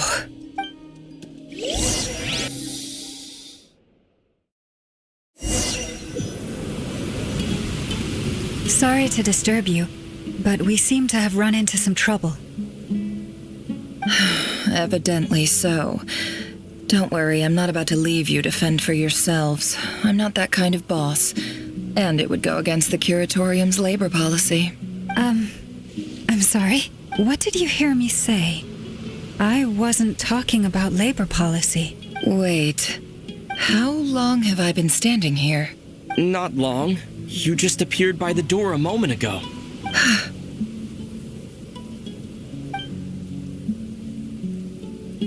Boss, what's wrong? You look like you've seen a ghost. We've been tricked. We never left at all. Somehow I hallucinated that whole scene seen back inside the office. Hallucinated? But how? How indeed. This place should heed my will alone. All thoughts and actions that occur in here are just a result of pawns moving across the chessboard in a carefully calculated manner. And nobody has access to this chess set but me. So you control everything in here? More or less. But yes, it's a special technique of mine. Has anything like this ever happened before? Only once. It was the first time I used the chess set. Is there any similarity between what happened then and what's happening now? I suppose my thoughts are a little turbulent, which was also the case my first time. Is there anything I can do to help? The first clause of your contract clearly states that I only need your help with things that I'm too lazy to do myself. Meaning you're not feeling lazy right now? Meaning this is not something Yehoda can help with. The chess set is a personal treasure that I alone understand. I must be the one to find our way out of here. Boss, it's fine. Really. Let me do something useful. Oh, listen to you. Whatever would I do without you, Yehoda? What? Really? Yes, really. Where would I ever find another employee as obedient and servile as you? God forbid anything ever happens to you. Oh, okay. Well, anyway, I was thinking of fetching some water.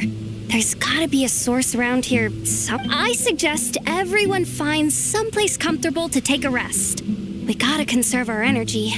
Even though all this chess malarkey doesn't exist in a physical sense, mentally speaking, it's all real. And so is our tiredness and fatigue. You don't want to dismiss mental fatigue. Just because it isn't physical doesn't mean it's any less serious. But anyway, I got your backs, so don't worry about a thing. Don't I have the best employees? Jealous much? If we can find a suitable time, I'd love to borrow Yehoda for a day to help out at the Frost Moon Scions. Would you be amenable to that, Boss Nefer? Oh, Lauma. Have I ever told you just how pretty you are? Beauty runs from the tips of your antlers to the depths of your imagination.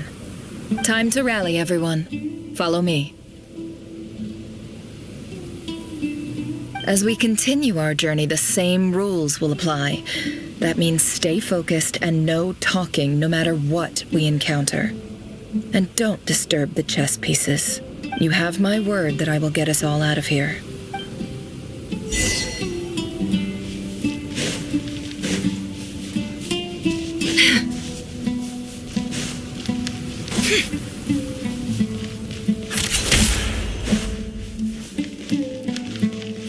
This place looks familiar. That's not a good sign. There's someone up ahead. Time for a little chat. I wasn't expecting visitors at this hour. Wait, is that? Oh, it's him. There you are. Sinue's been looking for you all day. I think he has some news for you. Oh, yeah? What were you doing just now, Uncle Retinue? Hiding away some more loose change? I know I saw some Mora. What do you mean, loose change? Oh, come on, I'm too old for this. Just pretend you saw nothing.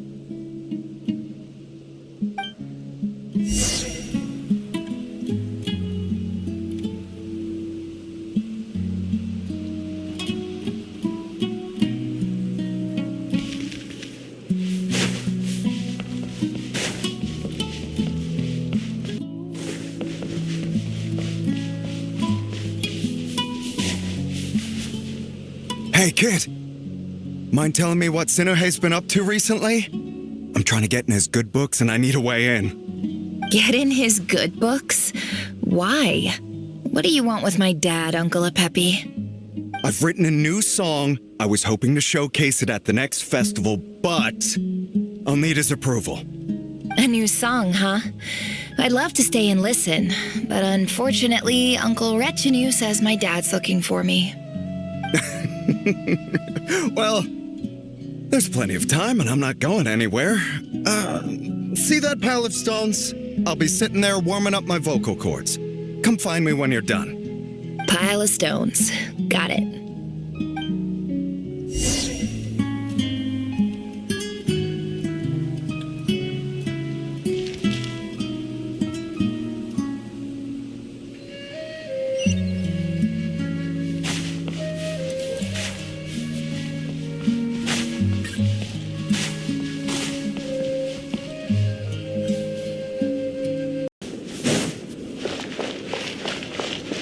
Hi, Dad. Uncle Retinue said you were looking for me. Ah, there's my little princess. If you'd gotten back just a little sooner, you could have shared the spoils of war with me. Spoils of war? Who were you fighting against, Dad? It was just a figure of speech. The aftermath of a sandstorm is no time to be waging war. I was talking about our war against thirst. I went out to fix our water supply problem, and now I'm back. Which means... We have a well again! That's right. I found a new one and brought back as much water as I could carry. It should last us for a good while. If it wasn't for these blasted sandstorms, our wells wouldn't be caving in. You wouldn't be spending all your time out searching for new water sources.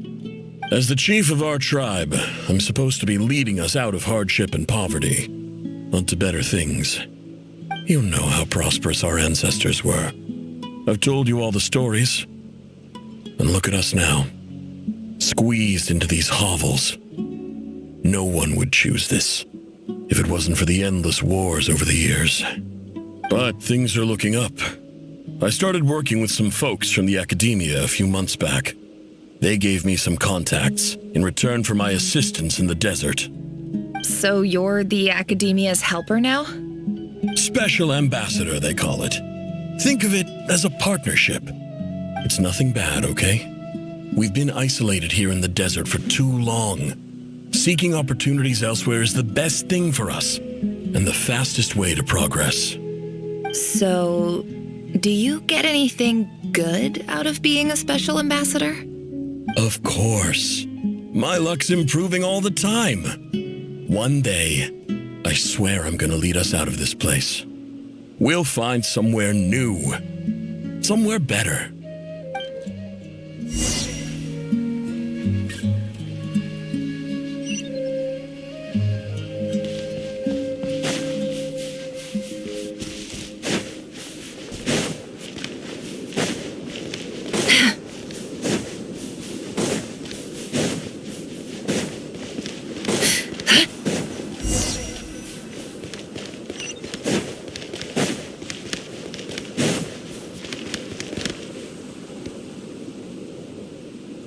That's our well, and you know it.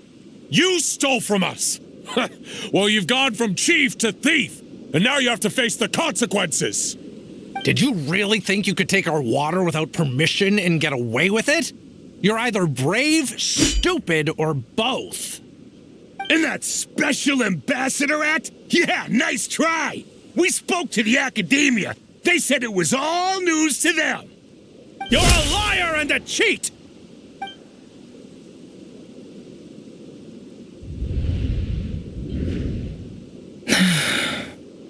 I heard Yehuda gasp, but I don't blame her.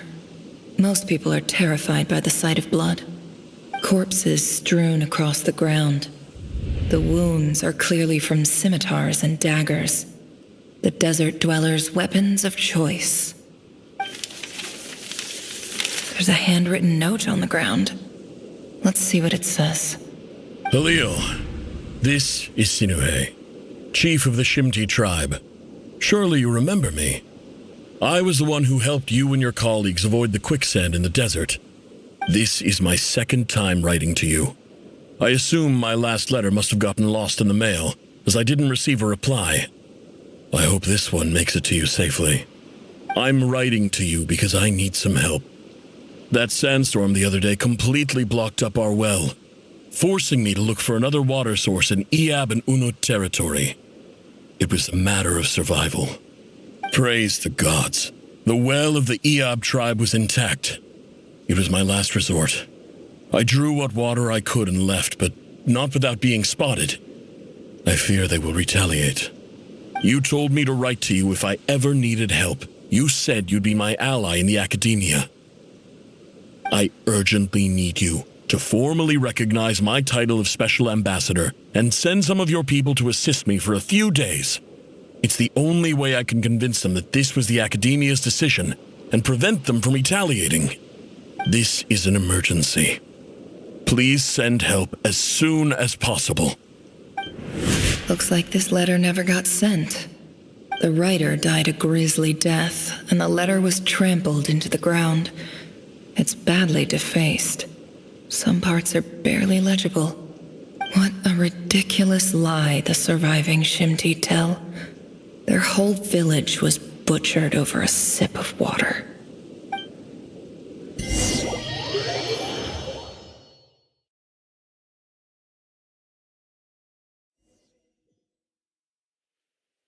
Officer, welcome. Welcome to our humble village. I thought you would at least have the courtesy to provide some respectable libations. This is the finest wine Aru village has to offer. I promise.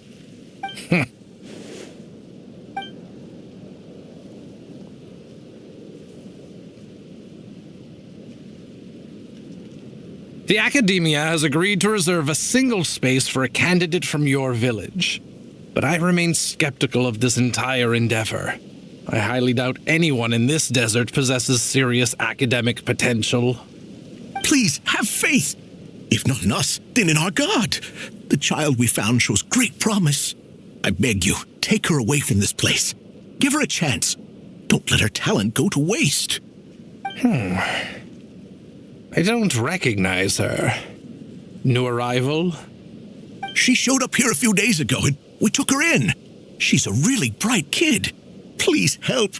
I'm begging you. So, where are you from? Nowhere special. Just a sand dune. What about the rest of your family? How many of you are there? Just the one. It's only you? Correct. So, no brothers, no sisters, no mother or father? Any who have slept on a bed of sand, I call my brothers and my sisters. Apart from that, I have no family. All right. Get over here. Sign your name on the form.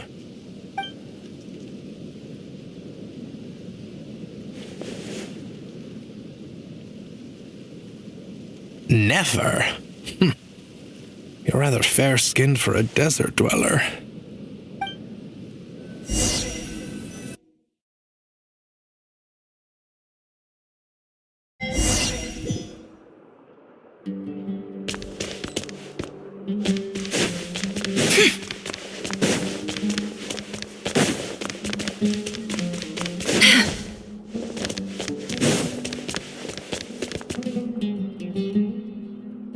Nefer, this term's assignments have been issued already. Please read through the materials thoroughly, conduct your own additional research, and then write an essay on the topic. Yes, Professor, I'm aware. I just had a couple more questions I wanted to get your perspective on. Oh? Please ask away. Well, I saw the other students' problem sheets, and I couldn't help but notice that my assignment is much easier than theirs. Do you really think I'm a weak student? A weak student? Goodness, no. Quite the opposite. You have a sharp mind, almost too sharp. I think what you're saying is a weak student wouldn't have noticed the discrepancy. And if they did, they certainly wouldn't complain about the lighter workload. You see, sharp as they come. You see things the way they are, and I'm sure you know why they're like that. Because of where I come from.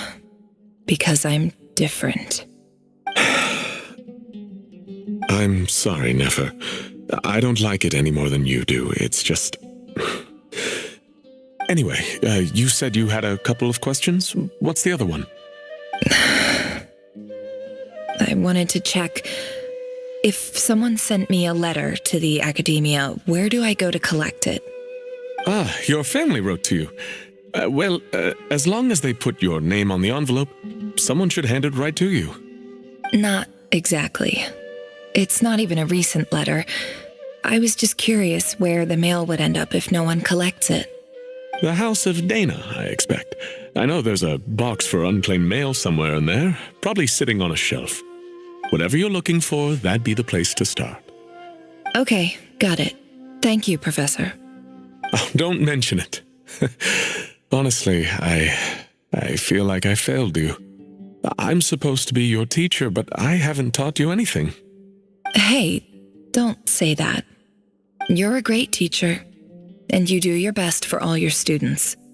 But the rules are the rules. You're not allowed to teach students like me. It's not just the Academia either. The whole world bends over backwards for the successful and leaves the losers to suffer and die. Oh, my dear child. Don't tell me you've given up on life already. I haven't.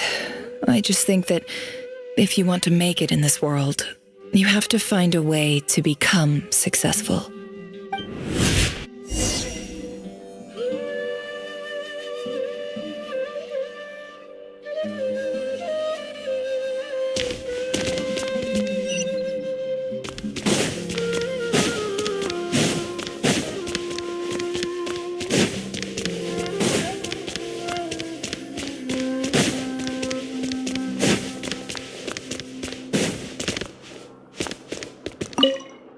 This must be it. A big cardboard box full of unclaimed mail. And probably some letters that ended up here by mistake, too. Let's take a look.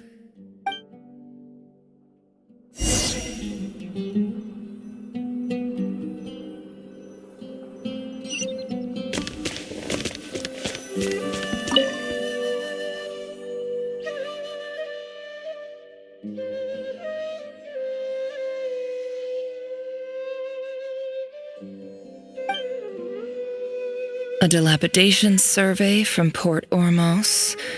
Looks like it's from a Core of 30 representative. What a strange thought. A bunch of mercs losing sleep over rundown buildings. This one was never even opened. I guess the recipient didn't care what the Core of 30 had to say about anything. Who was it addressed to? I don't recognize the name, but it must have been a Kasharawar professor.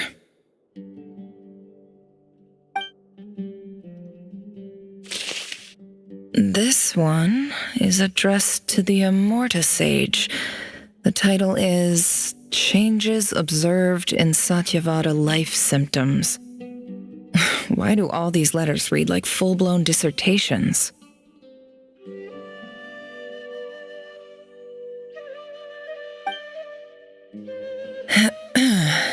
Guided by the incense, we became lost somewhere in the forest.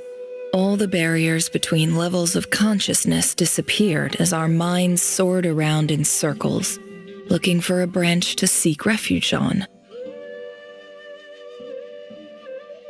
In clinical terms, these symptoms fit the description of incense poisoning. The Immorta. For example, my neighbor who always breaks out into song and dance after using incense. This seems like something the Academia would want to know about. Why wasn't it collected?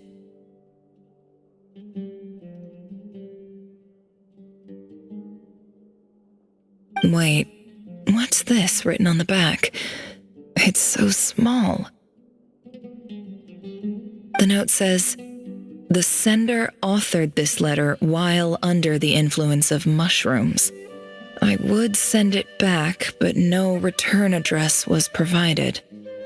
Stamped by the Grand Conservator of the House of Dana.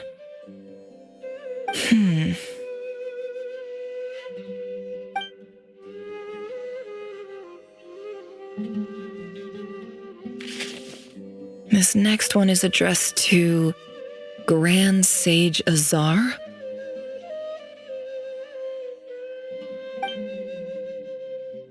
A few words of protest regarding recent changes in Sumeru's educational policy.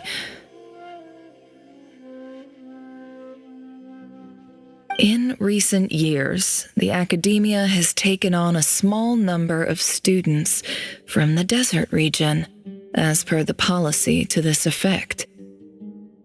However, it appears to me that these students have not, in fact, been provided with educational opportunities that are, in any meaningful sense, equal to those enjoyed by their peers.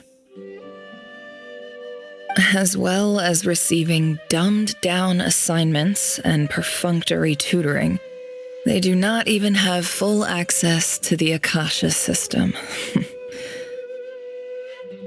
Education is the fundamental purpose of this institution, which should go without saying in a nation whose founding virtues are knowledge and wisdom. I ask you, is the lip service we pay to the policy of education for desert students truly the standard of pedagogy to which the academia aspires? As Grand Sage, policy decisions are your prerogative, but do not forget your roots. You and I were once students too, as was everyone else in this institution. I do hope you will give some serious attention to this matter.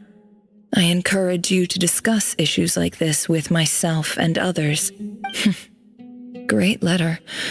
Shame it didn't get to where it needed to go. And the sender is... Huh? I didn't realize anyone else even knew how bad students like me have it in this place. So this is where letters from the Sage of Spontamod end up? Nice one, Grand Sage. Really enlightened leadership. Whatever. This isn't what I came here for. Moving on. I'm not exactly holding out hope that a letter sent from the desert would even make it here. But if it did, where else would it end up if not in this box? I can't believe how much discarded mail there is. Must have been years since someone last went through it all. And this is just one box. The whole House of Dana is boxes on shelves. I don't believe for 1 second that any human being has sat down and read through all the documents in this place. Who has that much free time on their hands?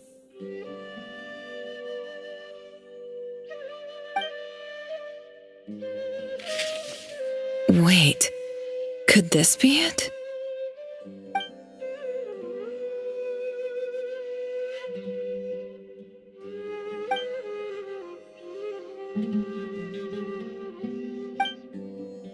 Greetings, Halil. My name is Sinuhe, chief of the Shimti tribe. I was the one who came to you and your colleague Zaid when you ran into trouble in the Great Red Sand.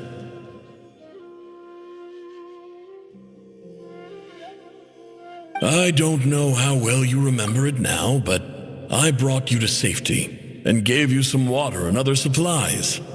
You seemed very pleased and told me your name. In my tribe, learning a person's true name is serious business, and I therefore see you all as friends. You were kind enough to leave your contact details so we could stay in touch. The Shimti tribe lives a harsh, nomadic existence in the desert. You were sympathetic towards my plight, promising to make me a special ambassador of the academia and help us find a way to make a better living. This brings me to my reason for writing. Our tribe has fallen on particularly hard times, and I would like to ask for your assistance. There was a terrible sandstorm a few days ago, which blocked up the well in our land. To ensure my people's survival, I had no choice but to venture into Iyab and Unut territory in search of an alternate water source. The Eob and Unut are descended from the Thamudians, while we trace our ancestry to Tulatula. We worship the Lord of Flowers and have had relatively good relations with our fellow tribes up until now.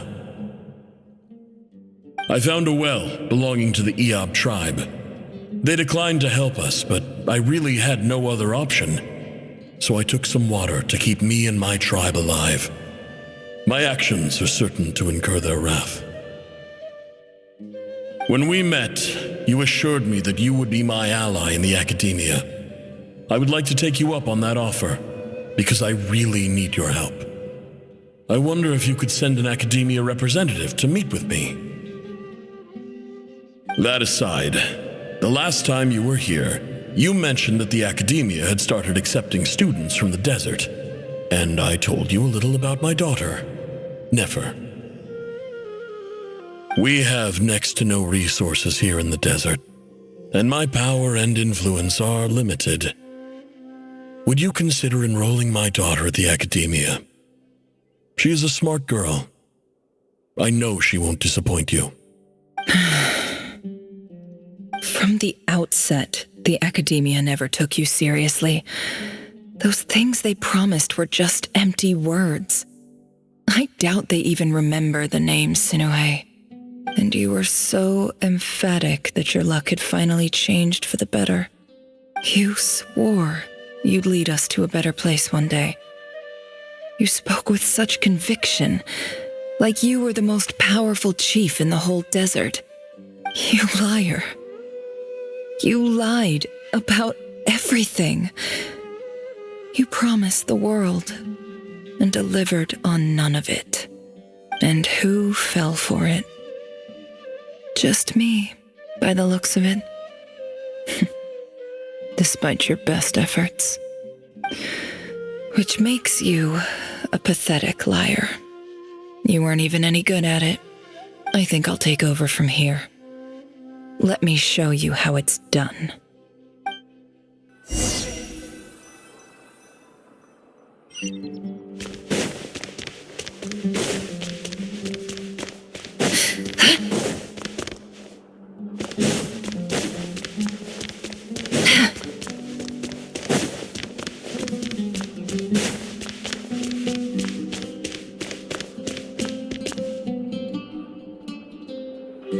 I just came to say goodbye. Thanks for everything you've done for me in my time here. Nefer? You packed your bags. Where are you going? I'm quitting. Something's come up in my hometown. Gonna head back and deal with it. Huh? But this was a hard-won opportunity for you. You know that better than I do. It was, but it doesn't matter.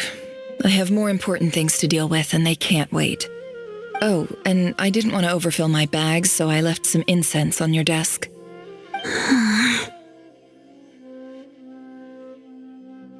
What's wrong? I thought you liked incense. Although, I did read somewhere in the House of Dana that it has hallucinogenic effects. Don't use it all at once, all right? Isn't this the stuff you brought from your hometown? You're just letting me have it? But you said it's a rare and valuable commodity. Yeah, about that. I lied. It's not rare at all. There's this bunch of ruins near my hometown that are practically overgrown with this plant. It's not worth much. Keep it, it's fine. But Nefer... All right, that's all from me. You take care.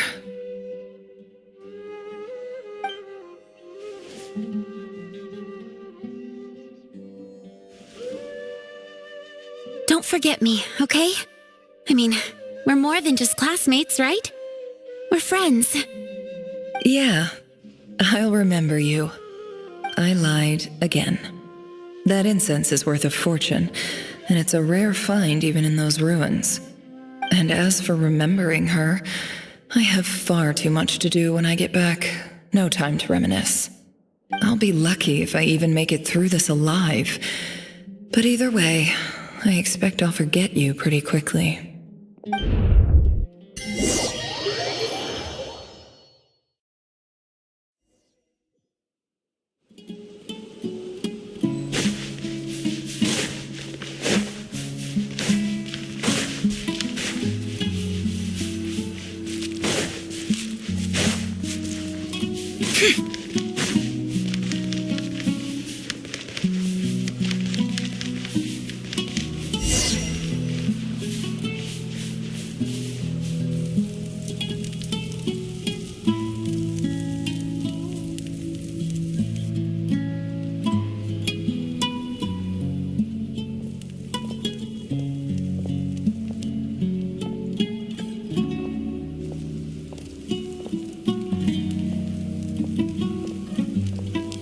It's a pleasure to meet you, Mr. Arif. So, what does the Academia want? Since they've sent their special ambassador, I assume there's a big business deal to be made. If not, I'd be very disappointed. Please, sir, lower your blade. You're lucky I'm the one they sent. Not all special ambassadors share my admiration for the Eab people. The ever-shifting balance of power in the desert reduced the once great civilizations of this region to rubble and sand. But the story of the Eab has a very different trajectory. Others grew weak, but you grew strong, beginning in obscurity and moving to prosperity. You're the only ones who defied the trend. Huh. So, you do know who you're dealing with? This well is the perfect symbol of your strength, is it not? It used to belong to the Unut, but it looks like you have control over it now. You're not wrong. But I'm sure you didn't come all this way just to flatter us. Of course not. I came to bring you some very good news. Some information that recently came to light, which might just be your ticket to freedom. Records uncovered by the Vahumana Darshan show that a certain well currently under Eab control is built on top of some ancient ruins. These ruins are of great archaeological interest to the Academia. I checked the map carefully on my way over here, and I'm confident that this is the well in question. The Academia is offering 50 million mora in return for excavation rights. 50 million? No, wait. If these ruins are as important as you say, 50 million's a little low, don't you think? Don't get greedy, Eab. We know far more than you think. We know that you seized this well by force. Wasn't that the first step in your rise to power? To drive away the Unut and steal their water supply? So what if it was?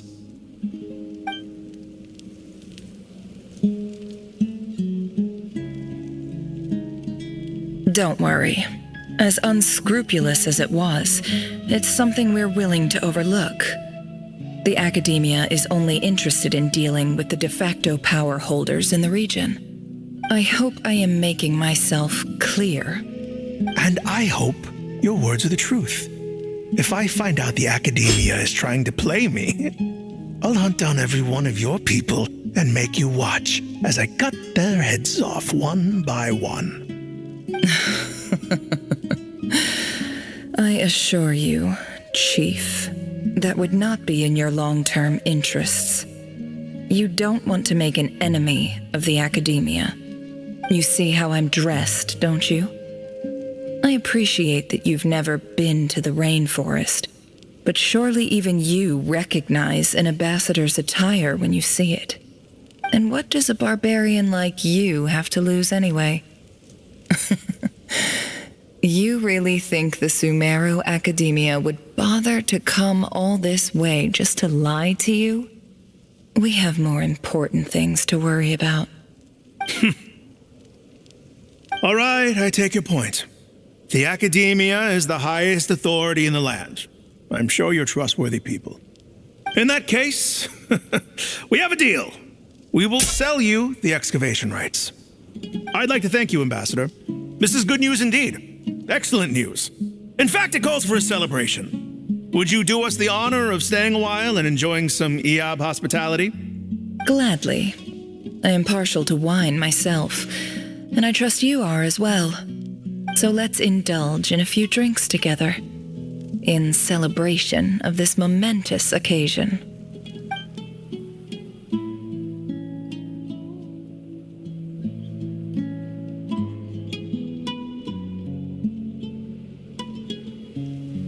Chief!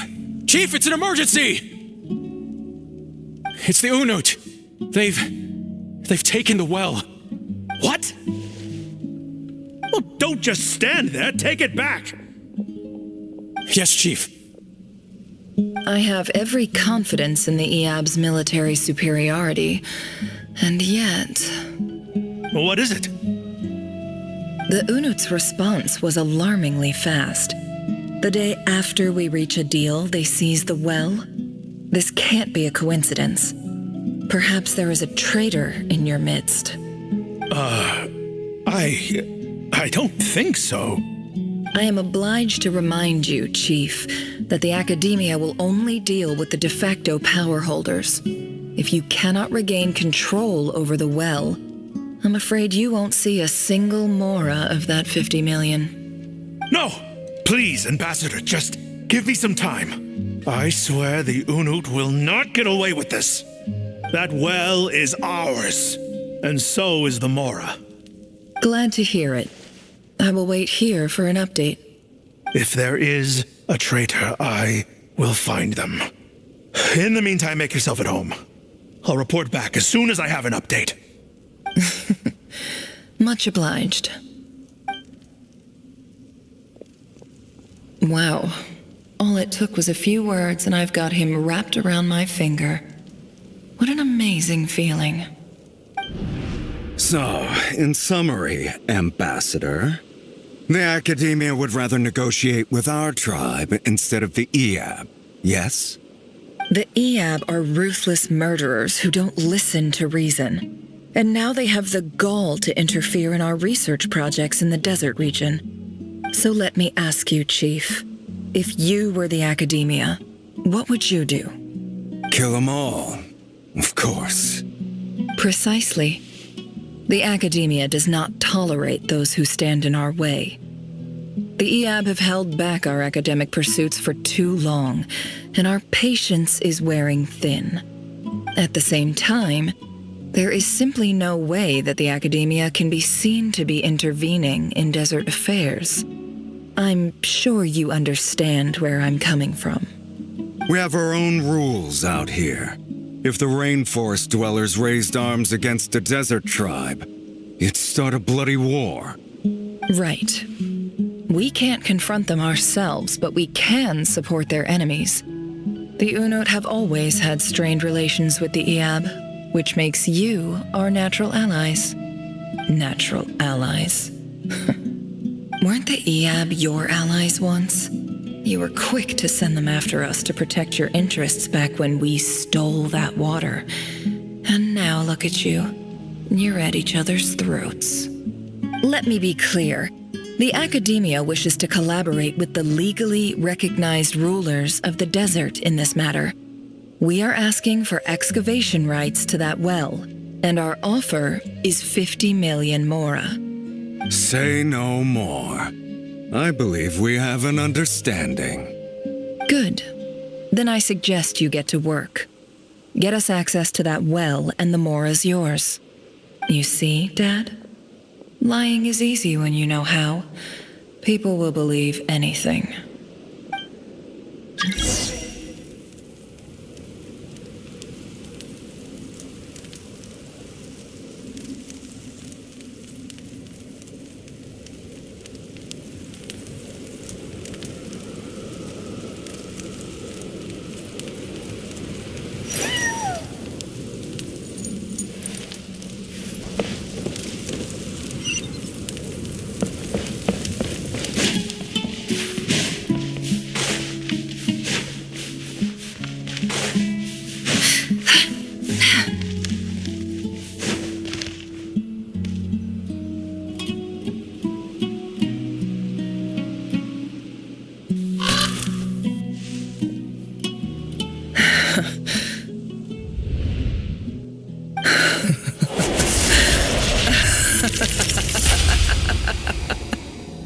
Look at yourselves.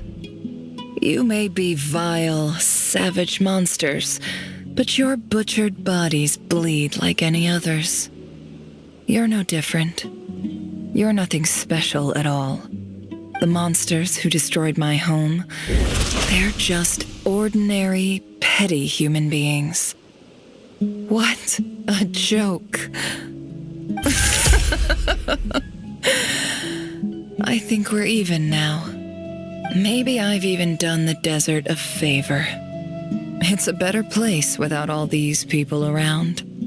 Oh, Sinuhe, my gullible fool of a father. Perhaps if you'd been as ruthless as I was today, our tribespeople would still be alive. In this dog-eat-dog world, a chief needs to be tough to survive.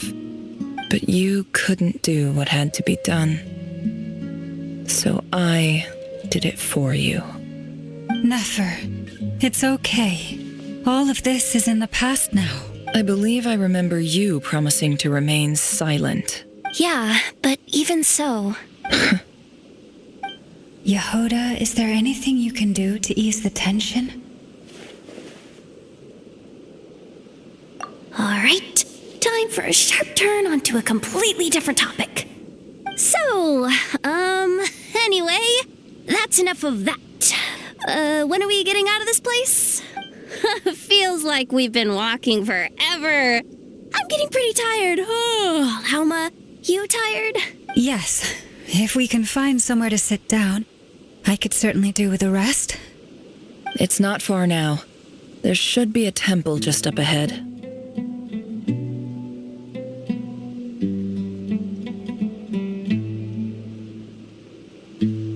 Yes. Really? A temple? That's where this story ends? I guess that's how things go in the desert.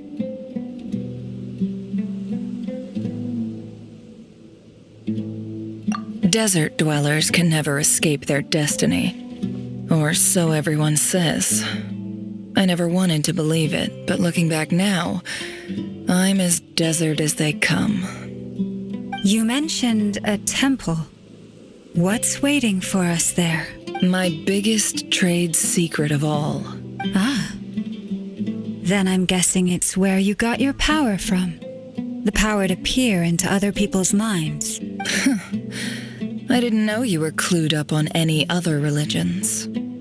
I'm no expert in the history of Sumeru, but since you come from the desert, I would imagine it has something to do with King Deshret.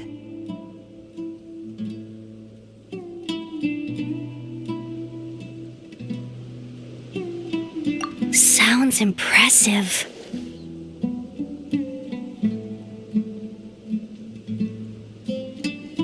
Oh, I know who you mean. General Mahamatra Sino. The spirit of Hermanubis dwells within him. That's Boss Neff for ya. She knows everything. Sino's hardly a figure of obscurity, but I know about Sethos too. What about him? Is he a big deal or something? Well, he's not a small deal, let's put it that way. Please, this is the bare bone basics. Save the flattery. Thanks for your patience, everyone.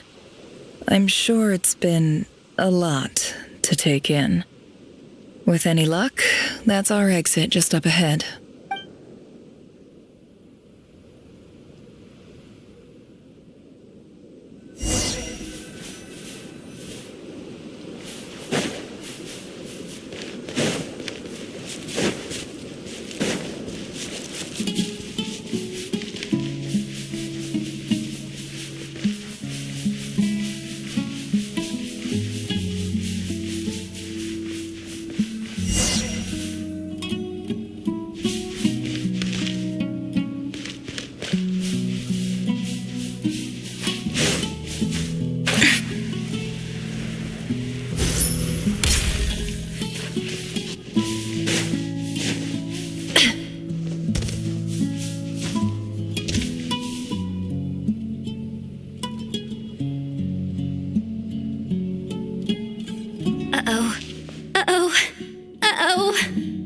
I'm totally out of my depth here.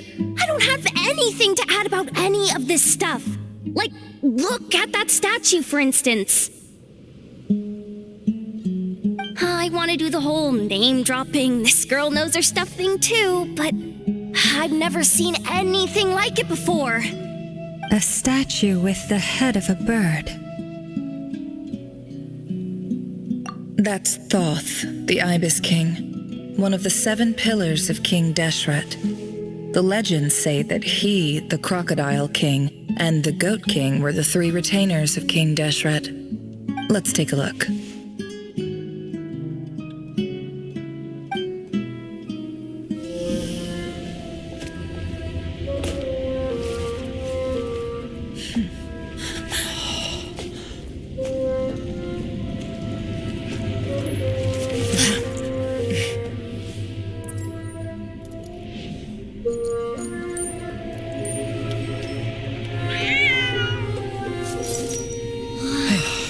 It's just Ashru. So, all is well?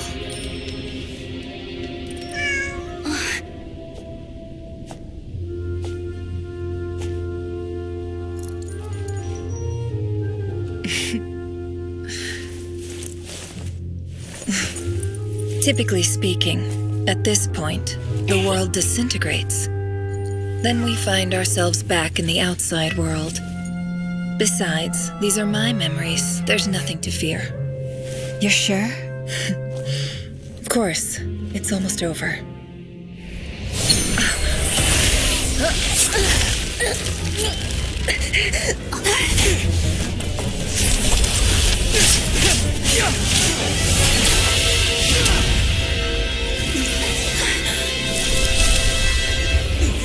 Never! Hey! Hold on!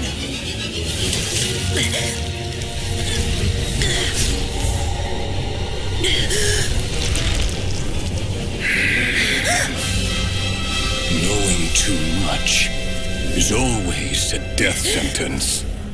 Speak for yourself.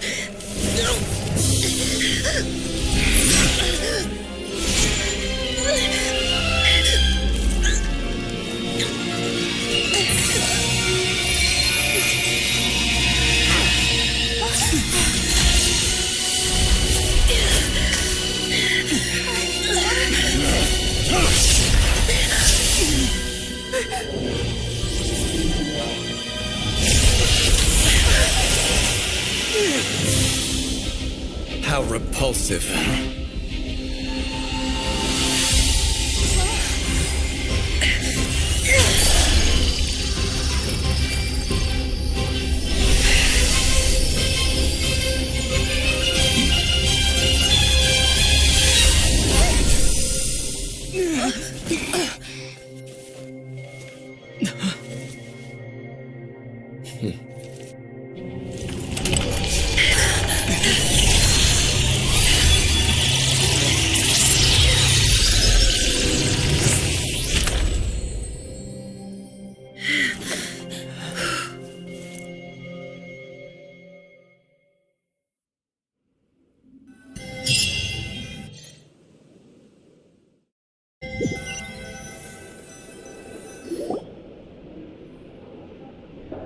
Timed that pretty well, didn't I?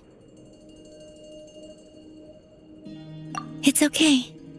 I'm just glad no one was hurt. Paimon noticed you doing something too, Dainsleif. Were you helping get them out? Of course. When I asked Nefer to conduct this investigation, I was not naive to the dangers involved. I had a duty to ensure your safety. Good to know your sense of justice is still intact after all these years. I take that to mean that you saw the truth. That comes as a great relief. I certainly did. And thanks to your help, I also managed to trap Rerir inside the chess set. Whoa, really? How'd you manage that? Well, to be honest, I sensed that something was wrong long before we made it to the temple. By using this fragment to probe into Rerir's past, well, the monster formerly known as Rerir, it seems I alerted him. I was tracking him, then he caught on and started tracking me too. Can't say I'm surprised. But how did he track you through your thoughts alone? That shouldn't be possible. Rerir was a secret agent who reported directly to the Vinster King. He is an expert at finding a trail and hunting down his pursuers. No wonder. He infiltrated the chess set, read my thoughts, and built a new virtual chess set inside of it. That's why we weren't able to leave at first. Speaking of your chess set, it's quite a remarkable item. Would I be right in thinking you have some connection to King Deshret? You overestimate me. I only have a connection with one of his underlings, the Ibis King. You all saw how this came to be. A long time ago, the Iab massacred my tribe, the Shimti, in our home village. A few years later, I enrolled in the academia, where some new information came to light. The Unut and the Iab fought a bitter battle over the rights to a well, all for the sake of a non-existent 50 million mora. The Iab ultimately won that confrontation, but their victory came at the cost of almost every warrior in the tribe. The final blow to the Iab came at the victory feast, when an Unut assassin beheaded their chief right before my eyes. The remaining Iab fled and have been scattered to the winds ever since. Having gotten my revenge, I returned to my hometown, where to my surprise, the nearby temple was still standing. There it was, seemingly immune to the relentless hostility of the desert, while my tribal home lay in ruins. As I stood there gazing at the temple, I noticed a cat just outside. This cat, as it turned out, was home to the spirit of the Ibis King. He led me to a gate deep inside the temple, and there he made a deal with me. This chess set is my gift from the Ibis King. The chessboard within is made to the same specifications as the one in the mausoleum of King Deshret, and represents his power of piercing analysis. With this chessboard in its container, I gained a certain ability to perceive hidden secrets. Now, you could conclude that the Ibis King simply wanted to give the people of this world the power to seek the truth, but I don't believe that's the full story. Every god plays favorites. Their hearts are as fickle as any human's, full of secrets, perversions, egotistical tendencies. But precious few gods are willing to admit this. It is the same with all powerful forces, including fate itself. Their gaze falls preferentially upon a select few. As you rightly point out, this is an act of favoritism. If you're alluding to the Abyss, then yes, I agree. Gather the others. It's time to share everything I've learned.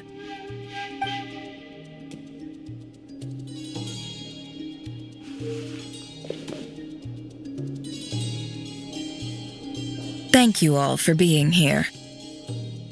As promised, I did some further investigating into the Raker of Solnari's background. I am pleased to report that the investigation has been most fruitful indeed. The Raker of Solnari, real name Rerir, was once a Conrian subject who served the Vinster King. I will now share the important details of his story. Please save any questions or comments for the end.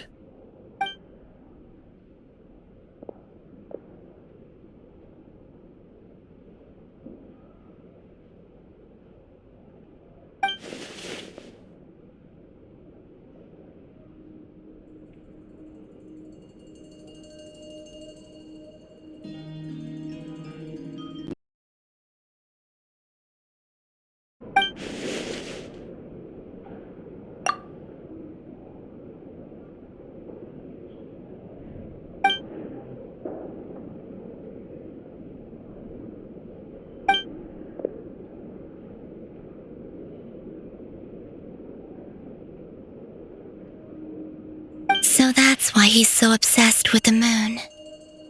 A tragic tale, to be sure. But it does not excuse his many transgressions.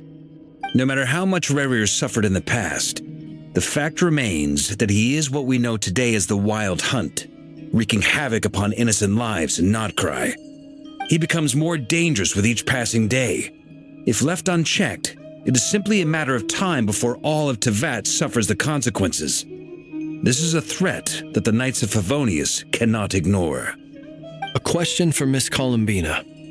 Forgive me if this is presumptuous, but have you ever seen the spatial gateway that appeared in Rerere's memory? Never. But I have heard stories of something called the Moon Gate, and this seems to fit the description. Miss Lauma, any thoughts on this?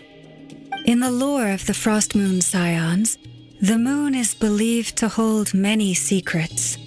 Some sources speak of ancient knowledge, others of a gateway to the unknown. The term Moon Gate is one I have heard before, but as is the case with all of our legends, there are no records of any first-hand witnesses. We cannot know whether it truly exists. Then back to Miss Columbina. As a moon goddess yourself, do you have some idea of where the Moon Gate leads to? Not at this stage, sorry. I do hold the power of the Frost Moon, and my strength is recovering well. I can sense that the gate would open at my command, but... But there's more to the power of the Frost Moon than that? Yes. A moon goddess has the right to open the Moon Gate, since it is a path to the moon.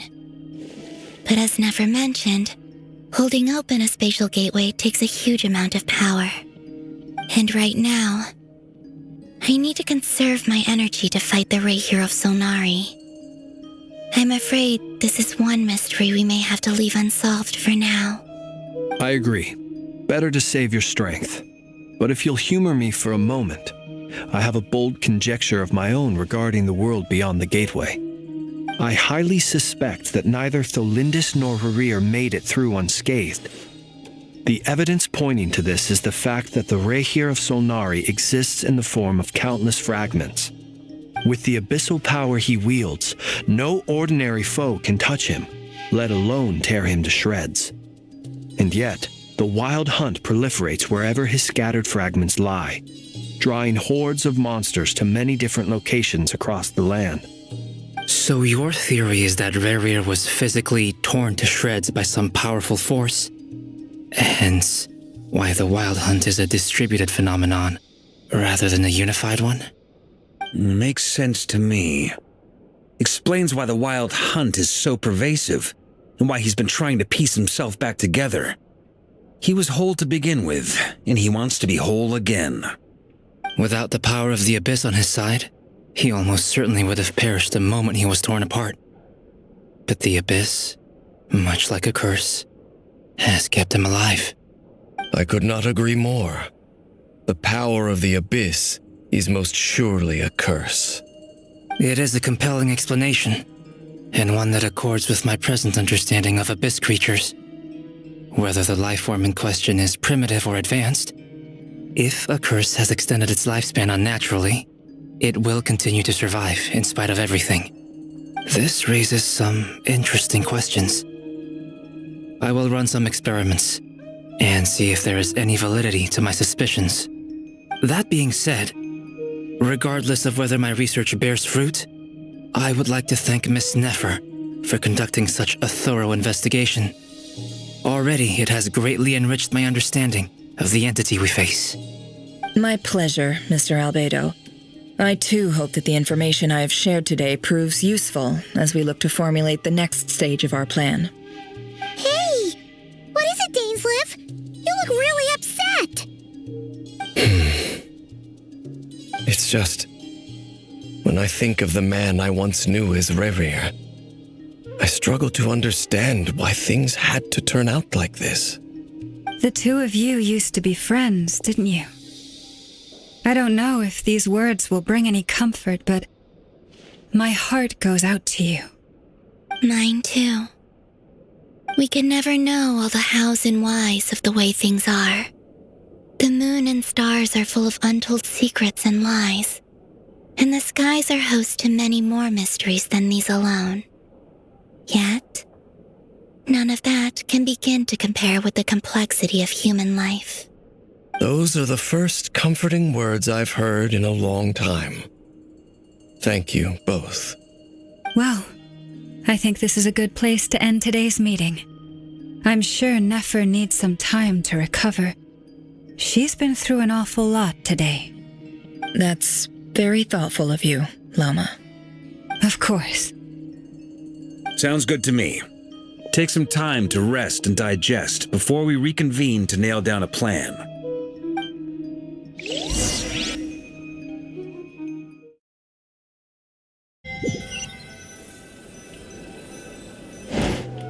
Hey, is this a bad time? Hope I didn't kill the conversation. No need. Come on, let's talk outside.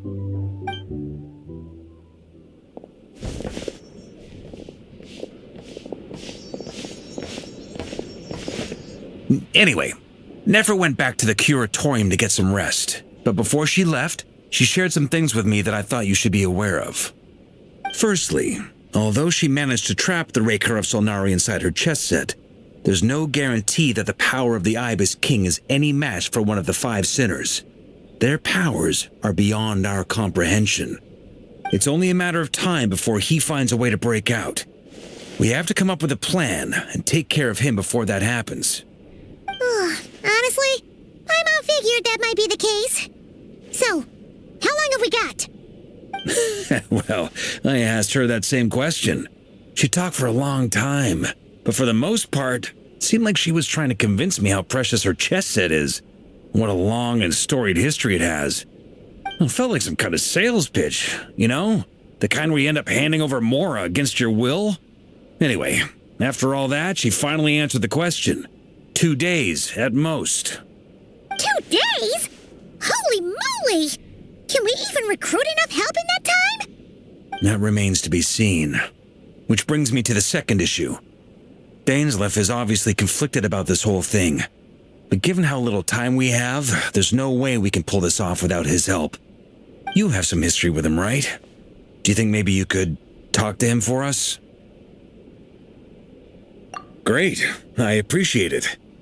All right, on to item 3. So, Albedo, Durin, and I put our heads together and came up with a plan.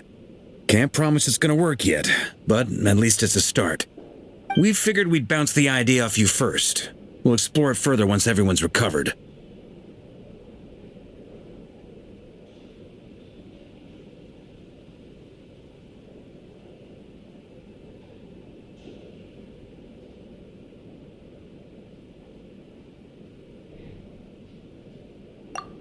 Paimon's dying to hear this. All right, so here's what we're thinking.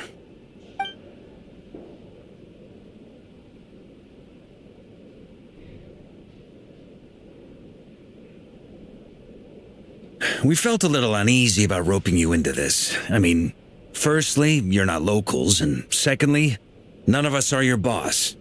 You're well within your rights to refuse if you so choose. Roping us in? Why would you even say that? We know the stakes here. It's all of us against the Reher of Solnari, or none of us stand a chance. I choose my words very intentionally, I'll have you know. I like to think there's an art to striking a down-to-earth tone even when the stakes are through the roof. Sir Varka, I have a few thoughts about this plan. I'm all ears. I think we can be more flexible with how the roles are allocated. In my view, the most sensible lineup would be like this.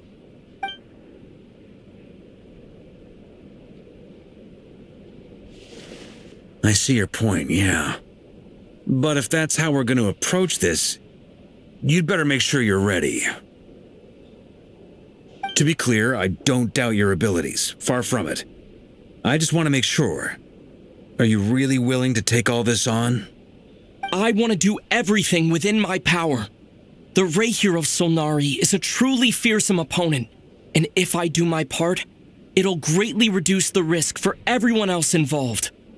Well, that tracks with what I've heard. Jean's mentioned in her letters that you're so diligent it's almost abnormal. As in, most people weigh up the risks and rewards in situations like this. But you seem to just march towards danger without a moment's hesitation. Of course, everyone appreciates a fearless pioneer. But all that aside, I'm the Grand Master of the Knights of Favonius, and you're our honorary knight. I want to make sure your courage doesn't come at the expense of your safety. Thank you, Sir Varka. I should be the one thanking you. It means a lot to have you on board. I'll give some serious thought to your suggestions.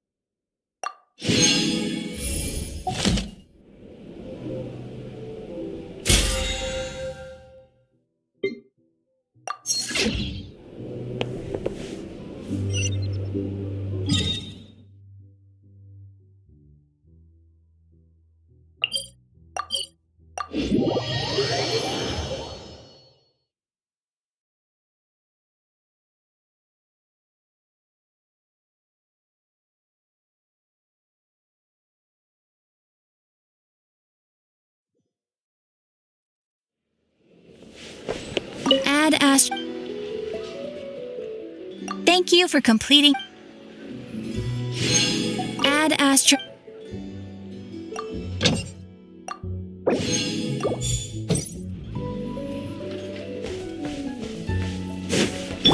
Bring it!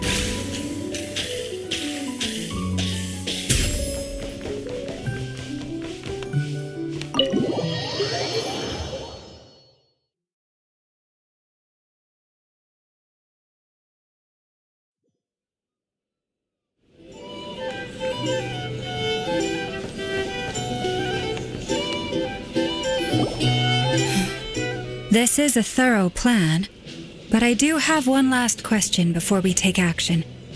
How can we be sure that our enemy won't leave the designated area? Great question. Albedo's been hard at work analyzing Rerir and the Wild Hunt's behavioral patterns. His conclusions are as follows. Firstly, from the earliest known confrontation until now, Rerir has never displayed any ability to manipulate the dimension of space. So it's unlikely he has any power in that domain. Secondly, he seems to have a particularly strong vendetta against our group. If we put him in a fight-or-flight situation, he'll choose to fight every time. Thirdly, finally, and most importantly, he is consumed by hatred, both for the moon and for his enemies. Turns out, we tick both of those boxes. We have a reincarnated moon in our ranks, and a spy who accessed his private memories without permission. He'll be baying for blood, not looking to escape. As someone who's had their fair share of interactions with the Wild Hunt, those all seem like valid observations to me. Understood. Then I will defer to the verdict of the group.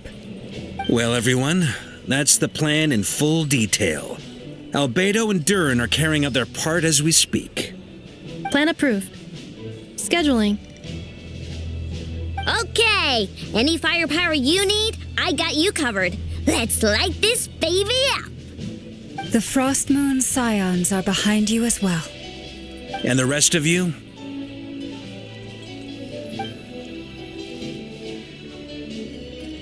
No objections? All right, then it's settled. This is the plan we're going with. Next up, an old tradition of mine. Anyone who wants to back out, now's your chance. Wait, we can still back out of this? Everyone says things they regret, right? I don't want anyone feeling trapped because their mouth said yes before their brain had time to think things through. A very people-first approach. I hear that's common practice in the Knights of Favonius. Heh. Who'd you hear it from? D-Luke? Shh. We don't use people's real names at work. This contact will be known only as Owl, please and thank you. This plan can only work if everyone does their part. Flint's and I will absolutely support it. We shall indeed. You'll be glad you accepted our help. Also, you are the last person I expected to see here, Miss Dory. It's not often I get called Dory in a work context. My peers usually call me Lord Sangamape. So, the longer your name, the higher your net worth. Is that the idea here? In that case, Mr. Flint's here must be worth a fortune. That's right, I know your full name. It's... The walls are thin here. I'd appreciate you keeping that a secret. Okay, fine. I'm actually only here as a favor for someone else. Do you have any idea how much it would cost to hire me otherwise? Whoa! Does this mean someone out there actually has the power to boss Dory around? It most certainly does not. We have a long-standing and mutually beneficial business partnership. She's actually the mom of a friend of yours. Said mom supplied me with a great little trinket, but now that lady's ruined everything. If I don't start building a little goodwill now, my whole business in Krai is gonna go down the drain. Okay, so what exactly is so special about this pendant? It's a lucky charm that a great mage made for me. We have a business relationship, and she was worried that something bad might happen to me. So, she wanted me to have something that can store power to protect myself with. I finally got it all fully charged up with Kuvaki, and then never went and used it all up at once! Never lost so big in my life! You're right. It was all my fault. I didn't mean to drain all the Kuvaki in the pendant, but I'll make it up to you. You will?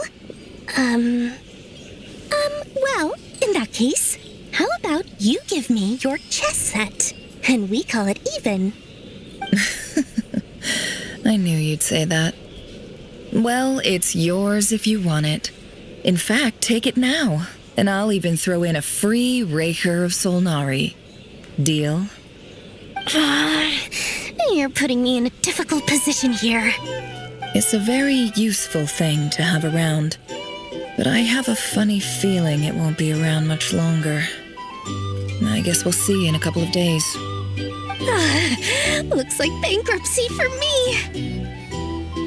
Hey, don't be so pessimistic. See this through and you never know. You might find a new business opportunity on the other side.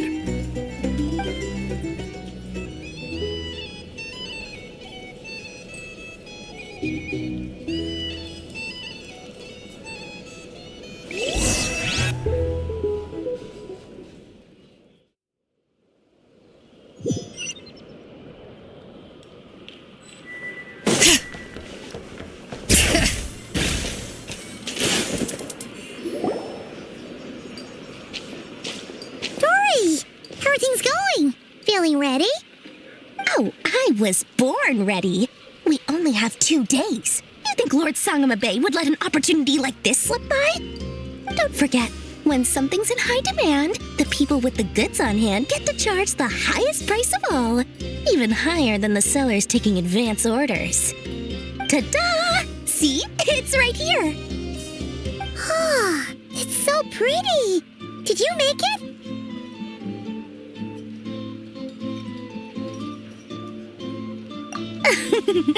No, I have a supplier. We go way back, so he made me a very attractive offer. Aha! No wonder you were talking about lucky charms at the meeting. You've been getting Kave to make them for you. That's not the full story. It actually started a while back as a project between me and the Dendro Archon. Mage Alice once warned me that this world won't stay safe forever.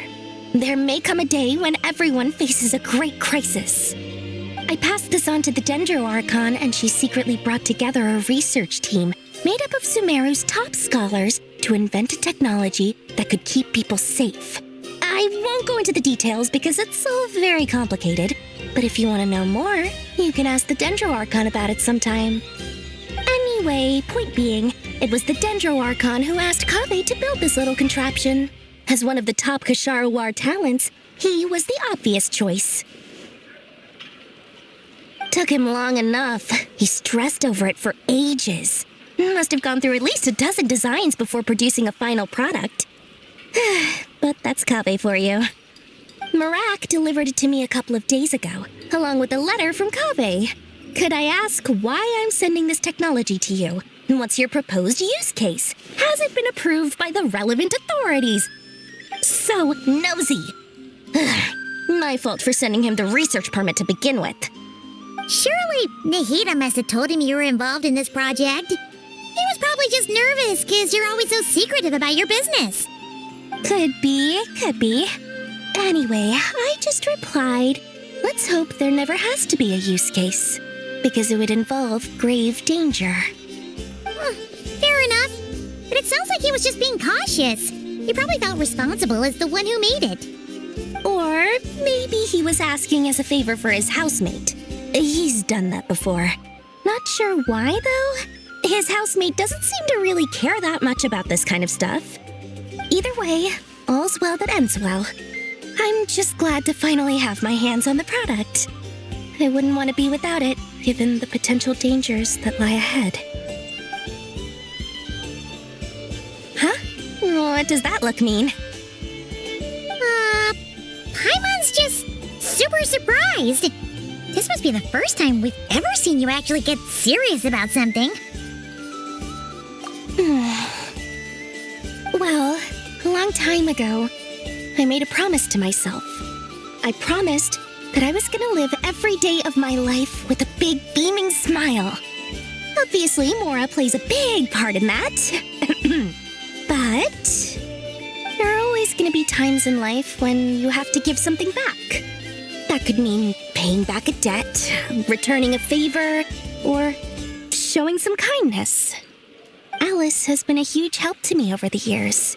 She was the first investor I ever had. And I want my investors to know that Lord Sangamabe is the best in the business. And more than that, no one knows what the future will bring. Whatever happens, I want to make sure the Dendro Archon and all of Sumeru is prepared to face whatever comes. Oh, that? I was just making sure Nefer and I are square. Don't be thinking it was some sort of benevolent act. I'm no saint, so don't treat me like something I'm not. My priority is doing the business that I want to do, so long as my conscience lets me, but it usually does. That's the Lord Sangamabe business model. All right, if you say so. I do say so, and that's the whole point. I'm a businesswoman. Don't go trying to figure out what kind of person I am. You'll exhaust yourself. Much easier for everyone involved if you just take my word for it.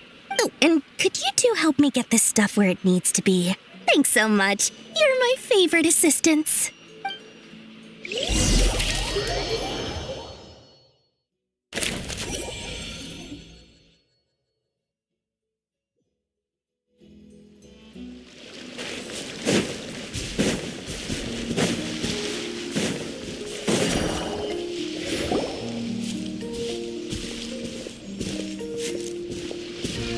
Traveler, Paimon, it's good to see you.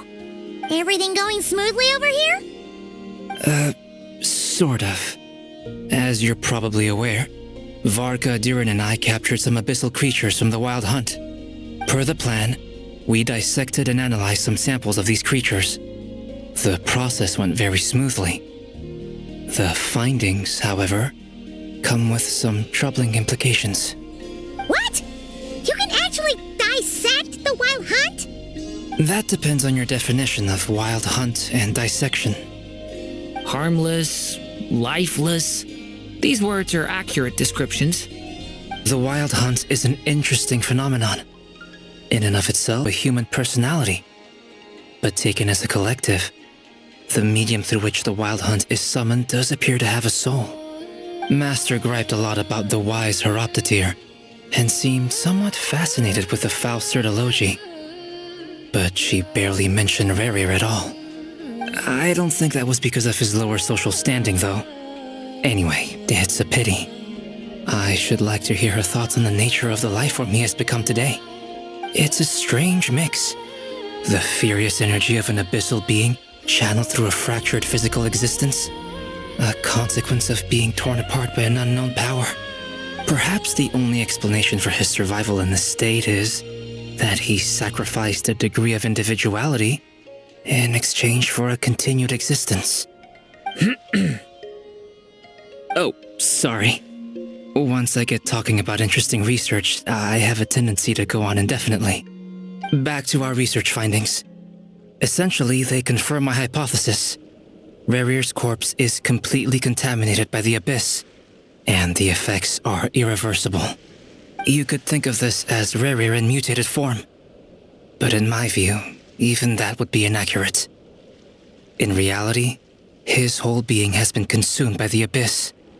In other words, he is now nothing more than a manifestation of abyssal power. Unfortunately, at present, we have no means of completely eradicating abyssal power. Hence, we cannot fundamentally destroy the Rayhir of Solnari either. Oh, that's terrible news! So, that's it? We can't defeat him? Not even if we get the power of the Three Moons? Miss Columbina's situation is a difficult one. She can never achieve wholeness when the world does not accept her presence. It's as if her creator banished her to a place she can never be accepted. It means she spends most of her energy just on her own survival. Given the circumstances, it's only natural to despair. But we must see this plan through to the end. Time to kick off the backup plan. Oh, Paimon almost forgot! This is for you. Dory asked us to bring it. Ah, how wonderful. Well, thank you for making the trip. Durin and I will be heading off shortly. I'm sorry I won't be there to protect you in person this time. Please be careful. All right then. Stay safe.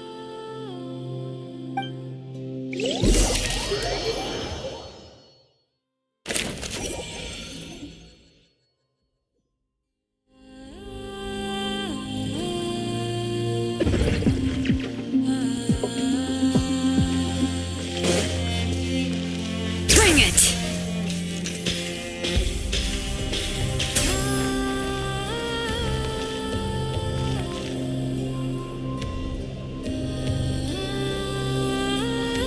Miss Lauma, is everyone here?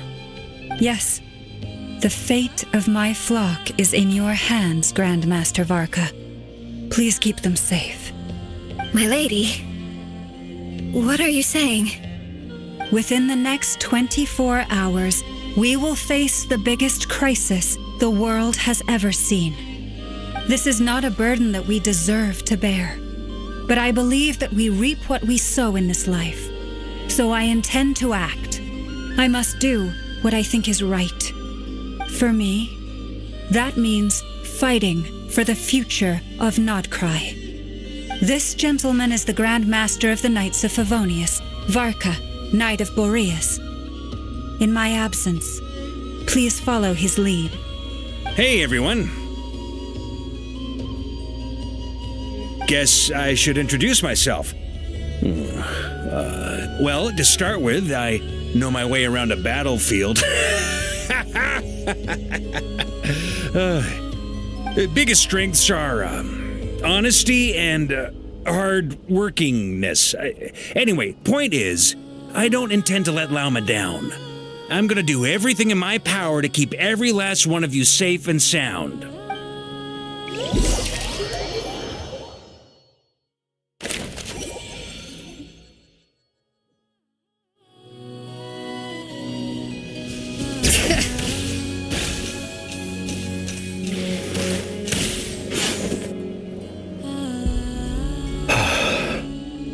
Something on your mind?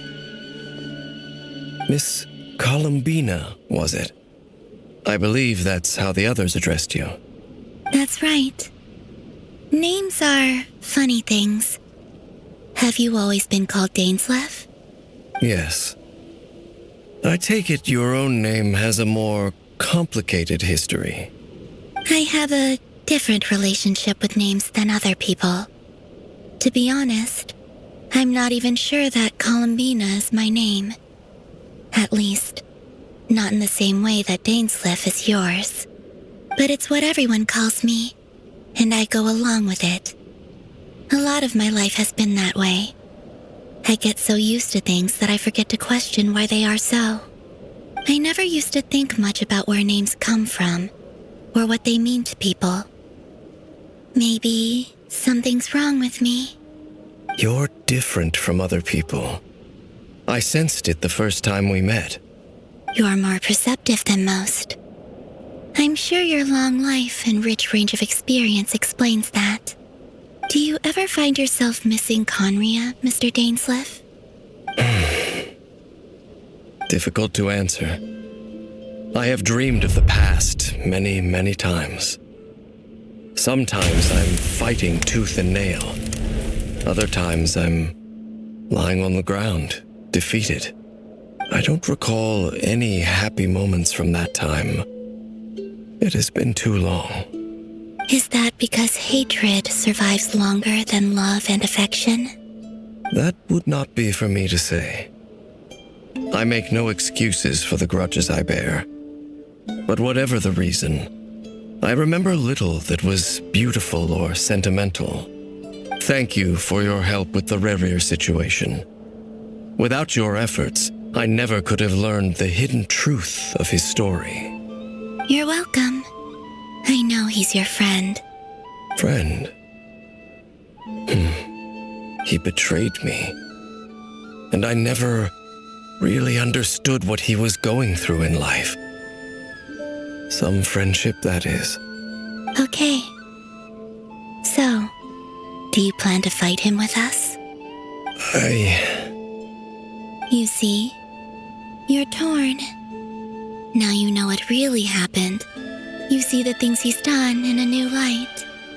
I need some time. Of course. I completely understand. Anyone else in your position would feel conflicted too. Actually, I went through something similar myself recently. Something happened that changed my perspective on a situation. A situation I took for granted at the time, but now I feel very grateful for it. You mean the Harbingers who still support you, even though you've left the Fatui? Yes. I always thought they were only helping me because Harbingers are forced to work together. But then I abandoned them. A warrant was even put out for my arrest. And even now, they still support me. Which means I was wrong about them all along. Clearly, they view you as a friend. I feel a little guilty now. I regret not seeing her help for what it was, and not treasuring it. I see the guilt that you're feeling now, because I feel it too. Hopefully, talking about it will do us both some good. Have you noticed that the Traveler and Paimon are over there? I think they've been listening. Huh. Shall we say hello? Sure. Hello. Ah! They caught us!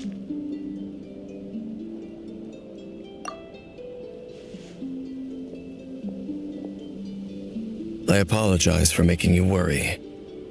No doubt you wish to know where I stand on the plan to take down the Reihir of Solnari. I'm afraid I need a little time, but I will seriously consider joining you. You will? Oh, thank you so much! Everyone will be so grateful to hear that! They needn't be. This was something that I was going to have to face up to eventually. That doesn't matter to them. They're grateful to you regardless. You can't control their gratitude, so just accept it.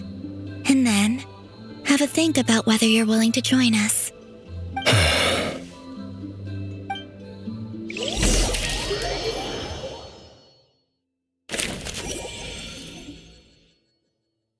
It's nearly showtime! Let's go rendezvous with the others. You know the place.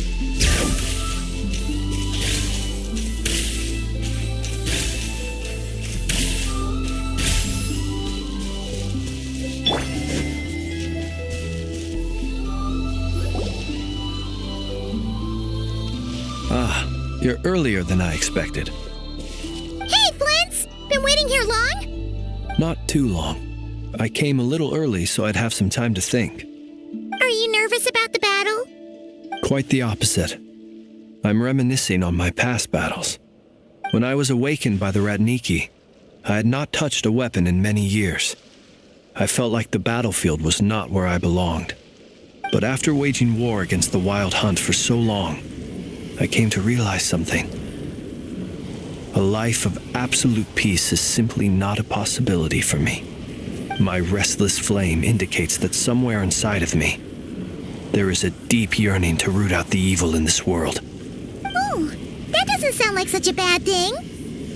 Well, in the past, when I was a fae whose primary concern was hibernation, it was hardly ideal. But it certainly serves me well here in the present. And I am delighted to be able to join forces with you in this endeavor. Looks like I'm not the first to arrive.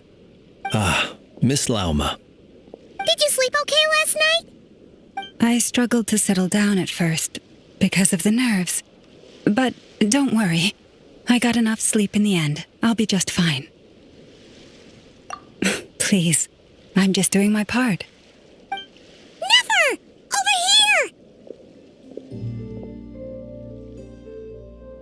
here! Ino asked me to relay a message. She said Anefa will be on high alert and keep a close watch over all secondary districts where defense is required, providing support as necessary. Meanwhile, Ino herself will provide range support to us directly, using her latest invention. Excellent. My thanks to all involved. The chess set's looking a little unstable. It won't hold him much longer. We should be prepared to engage at a moment's notice. No sense sitting around waiting. Let's make the first move while we still have the option. I agree. Paimon, find a safe hiding place. Got it! Be careful, traveler! I will.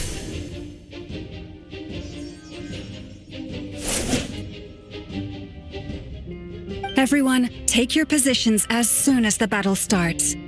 Every ounce of strength we have in our bones, let us bring to this fight. Ready? Let's go. I've seen all your futile ploys before. You have become the authors of your own demise.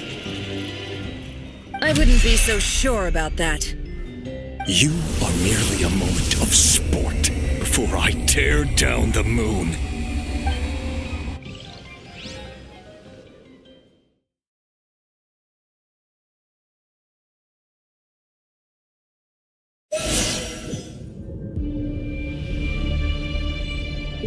Stay on your toes.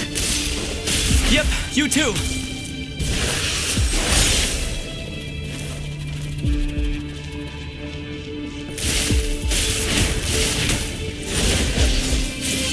No more lies.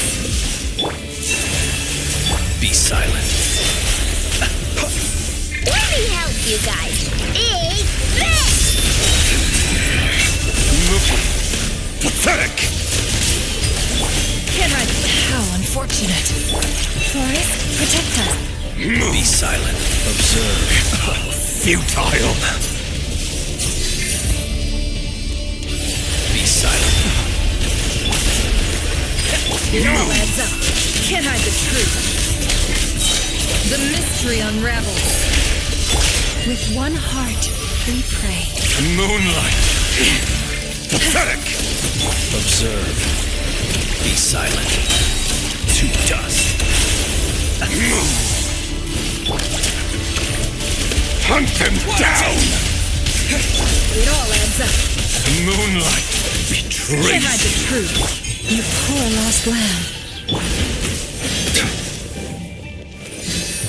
Observe. To dust.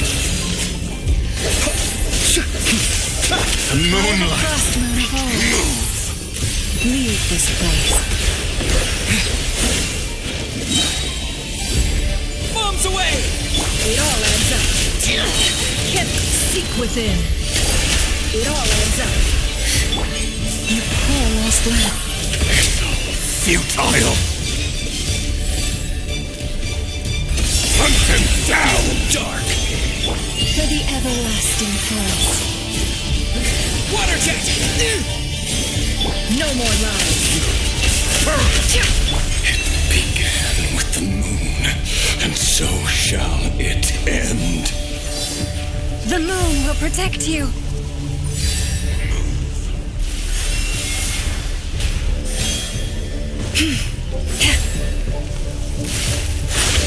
Forest, protect us. Close your eyes. Be silent.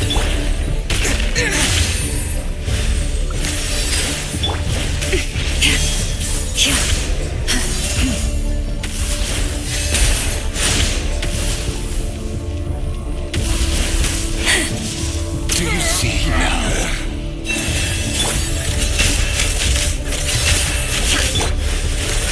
Vevanir, when will it be as you foretold?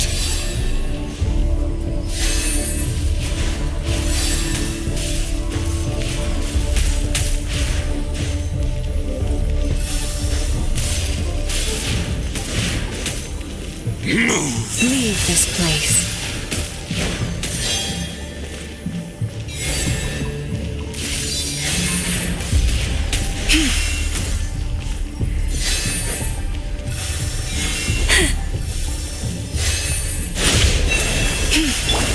No more love. Absurd. What a joke. Foul spirit is not welcome here. Wipe out! Beware the creatures of the night. Close your eyes.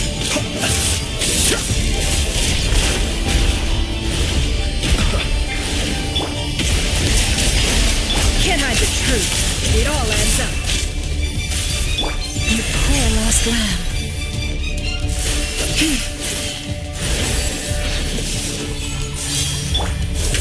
Be silent.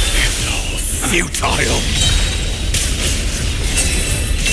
Close. Steady now. Pathetic! Water jet! No more lies. Can't hide the truth. Moon! Futile! Hunt him down! By the frost moon of old. Be silent. Observe. Pathetic! Be silent. Are you quite finished? Close your eyes. Futile! Hunt him down! Go! No more lies. Moonlight! Pathetic!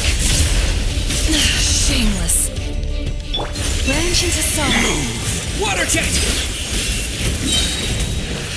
Yeah!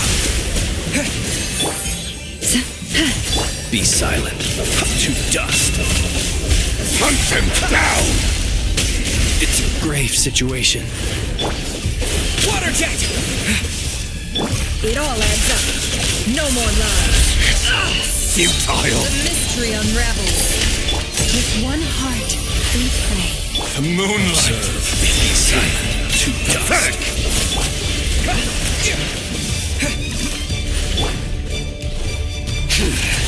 Your little game of heroics is over. Moonlight! Who wants to go first?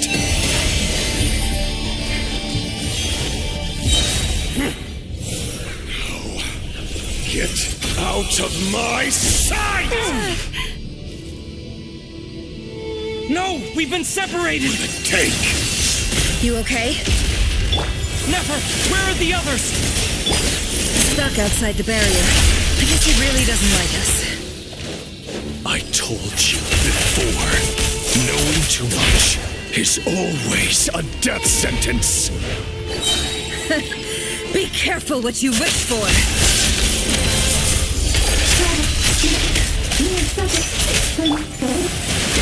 Lama! Can you hear me? Hold on, where? Run, son, hide!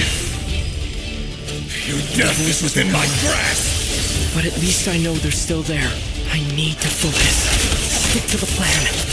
Remember my most important task. Just keep stalling him.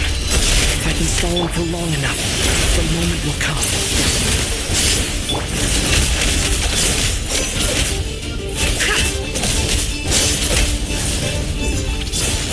How much power will it take? It all adds up.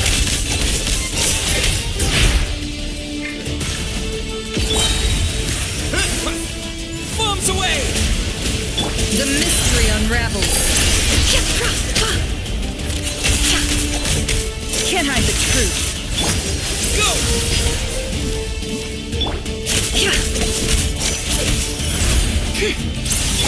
Go!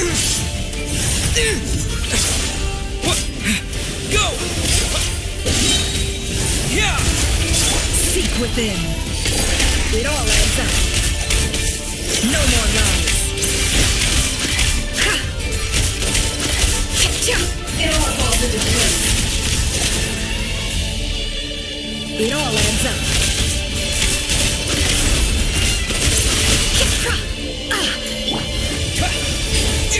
Yeah!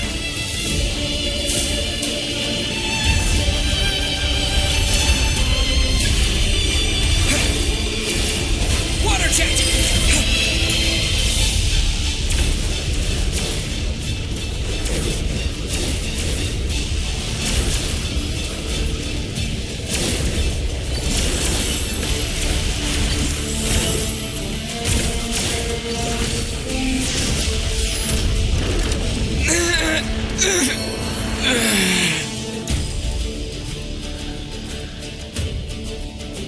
How much power will it take? Bombs away! Go! The mystery unravels. No more lies. It all falls into place.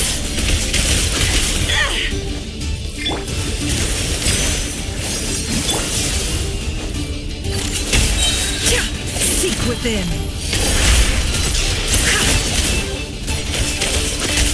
Time to come clean. Yeah! Hide! Water jet! Can't hide the truth. Time to come clean. It all adds up. The deception ends here. Water jet! Can't hide the truth. It all adds up. Bombs away! Go! Destroyed! Reborn! The mystery unravels.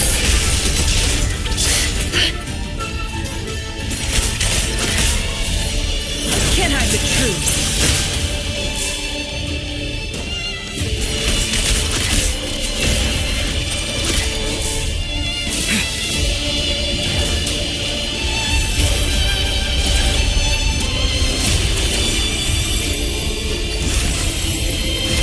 I've got this!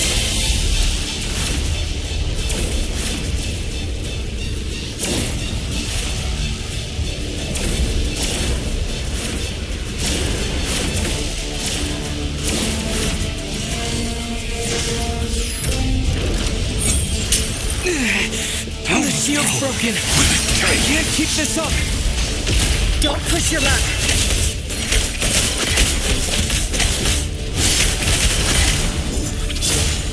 Nowhere to run, nowhere to hide!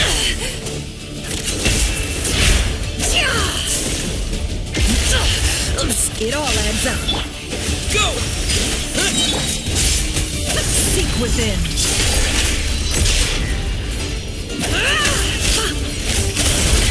Let's see what you're made of.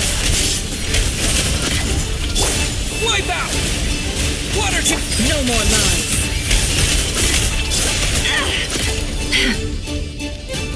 Your death is within my grasp!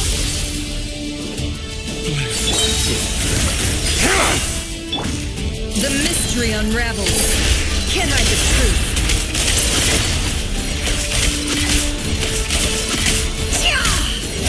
It all adds up. Let's see what you're made of. Bombs away! No more lies. Seek within. It all falls into place. Can't hide the truth.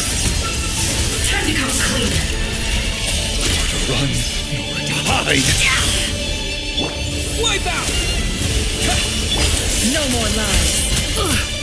Destroyed! The deception ends here. It all adds up. It all falls into place. No more lies.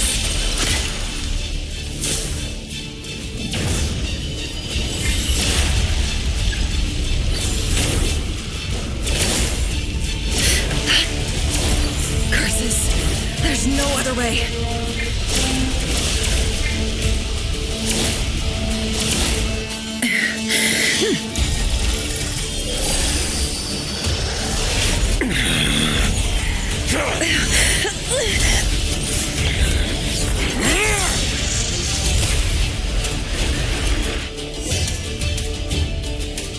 only way to defeat Rarer is to borrow his own power. That means Columbina will have to disappear while you two bear the brunt of his attacks. You have to hold on. Find a way to keep him focused on killing the two of you.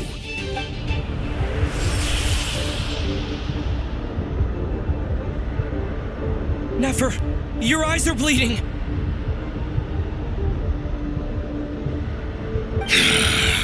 Soon you will be powerless to resist. And then, I will reduce you to dust. But that dust will plague your memories. Come on, keep holding on. Any other tricks up your sleeve? Let's see them. As entertaining as they are. You've backed yourself into a corner. You don't fool me. I see your fear clear as day. I have to stoke his rage. Make him unleash everything. You fear what you could never defeat. You fear the thought of never being able to save your beloved. You cannot win the fight against fate, Rarir. Well, now it's your turn to feel afraid. You fear the sound of your own name? Is it us you hate? Or is it what you've become? Let's see what becomes of you!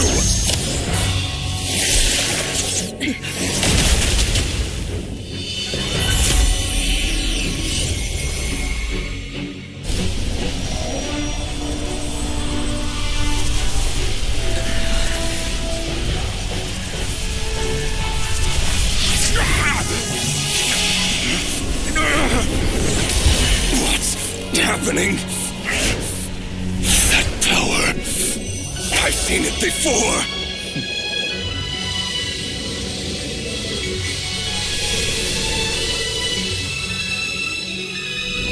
His power is on another level. We'll need to use an alchemical array to convert his power into a usable form. Then quickly channel it into Columbina, rendering her powerful enough to compete with him. I'll join you. I can help. If I release enough abyssal energy into a confined space, it'll create a potential difference, allowing us to extract a huge amount of elemental energy. Next, I'll synchronize with everyone's minds using Pyro, then give you temporary access to their abilities and fields of view. But it won't last long. Can you see? Well enough. So, we have a student of Gold Rhindaughter in our midst. How about that?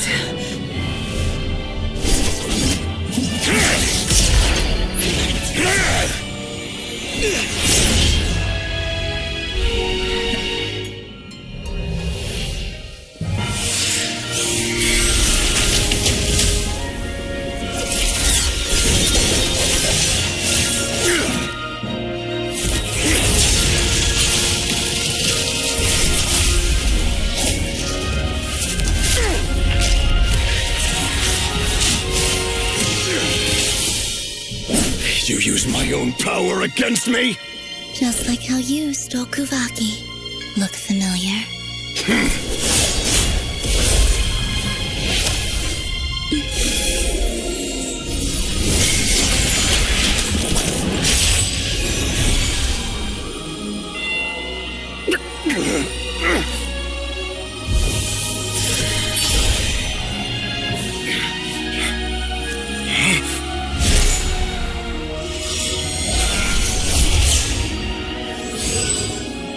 Don't you realize?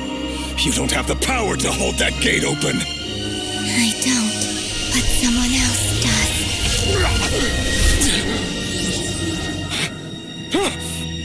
Goodbye, Rarir.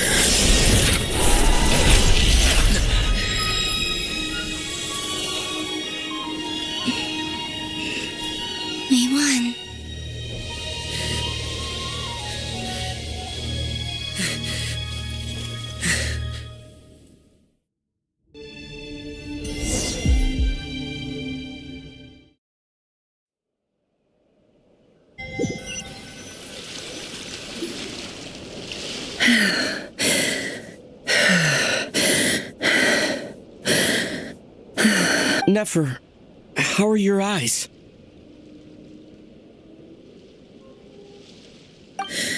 They're fine. Apart from the blindness, of course. It's not too late. Let me handle it.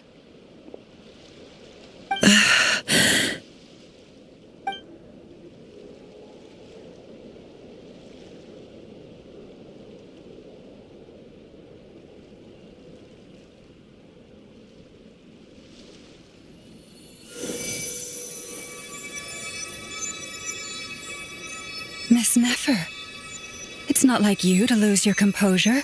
That was the most reckless thing I've ever seen you do. Reckless how? The situation was critical. Our lives were at stake. We had to do something. Even so. Okay. I guess you're right. Under the circumstances, it was a wise decision. You traded your eyes for an incredible victory. In business terms, I suppose that's a huge return on investment. I'd be hard-pressed to argue otherwise. Still, I don't like this outcome, and I don't want you to lose your sight for good. People suffer when they make sacrifices they shouldn't have to make, whether that means faith, strength, or in this case, your ability to even see. I had hoped you could win without sacrificing so much as a single hair on your head. Thank you. Really. All done. Don't try and open your eyes just yet. We'll see how you're doing in a couple of days. Until then, please follow your recovery plan to the letter. I'll send full details through Yehoda. For now, just get yourself home, relax, and rest. My dear friends, we have fought bravely and achieved a spectacular victory. A dark cloud has been lifted from the skies of Krai. All in this land will be grateful for what you have done.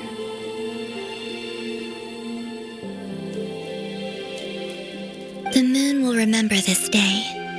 Thank you both.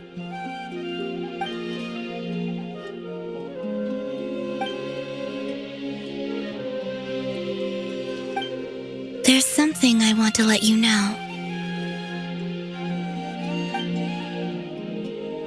What is it?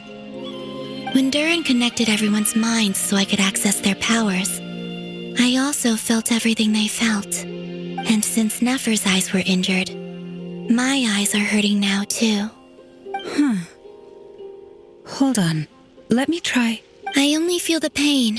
There's no actual damage. I just thought I should tell you. You're right. There's no damage. That's a relief. But I must say, I'm surprised to hear the Kutar share something like this with me. In the past, you never used to open up about yourself. Things are a little different now from how they were. I'm learning to share how I truly feel with my friends. Friends? You have no idea how glad I am to hear that.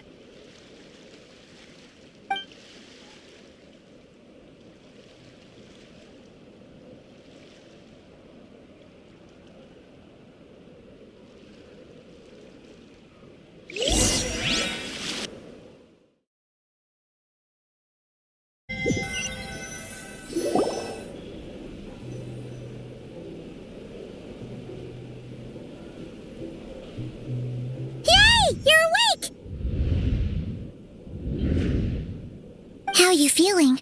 Any aches and pains? Did you sleep well? I'm doing all right, Paimon. No need to worry about me.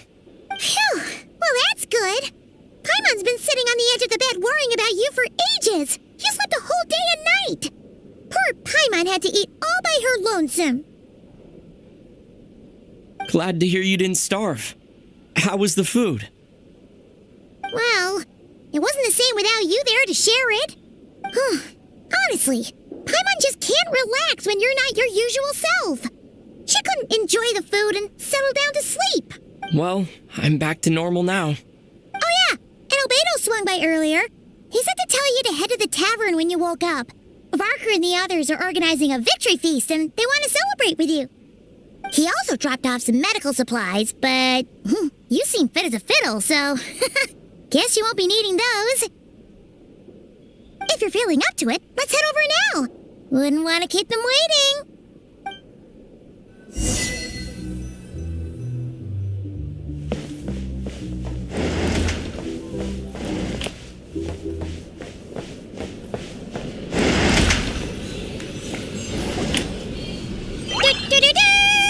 We're here! Oh, Traveler and Paimon! Perfect timing!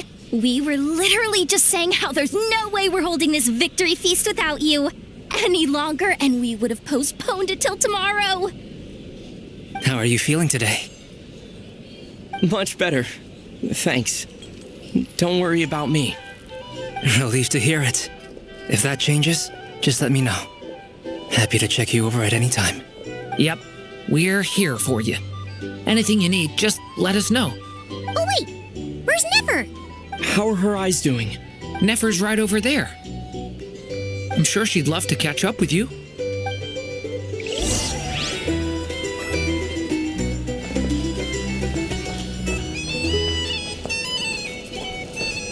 Drink recommendations? Well, for starters, Traveler, Paimon, are you recovering well? Turns out that moon chanter has some real talent after all. My eyes were mostly recovered after just a couple days' rest. I can actually open them again now. Yeah, but you gotta be careful. Lauma says not to strain your eyes while they're still healing. Yes, thank you. I'm well aware. Yehoda, could I borrow you for a moment? I could do with an extra pair of hands. Oh, sure. Coming. Did you hear that? I gotta go help Lauma for a second. You guys chat among yourselves. I'll grab us some drinks on the way back. Paimon, you still like them sweet? You bet. Make it extra sweet, because Paimon's earned it. Sure thing.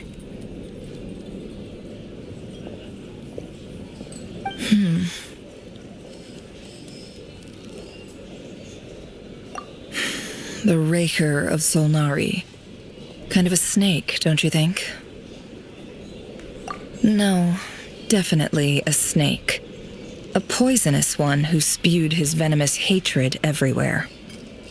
Anyone who seeks revenge out of hatred for other people has become a snake. That's something my dad used to say. Perhaps. I'm sure it sounds like a very wise and open-hearted perspective to your ears. But me? I think hatred is a perfectly justifiable emotion. What else is left when everything you depended on in life gets stripped away? Something's gotta fuel that drive to keep on living. If you're worried about me, you can nip that in the bud. I'm not someone who gets stuck in the past. It's just...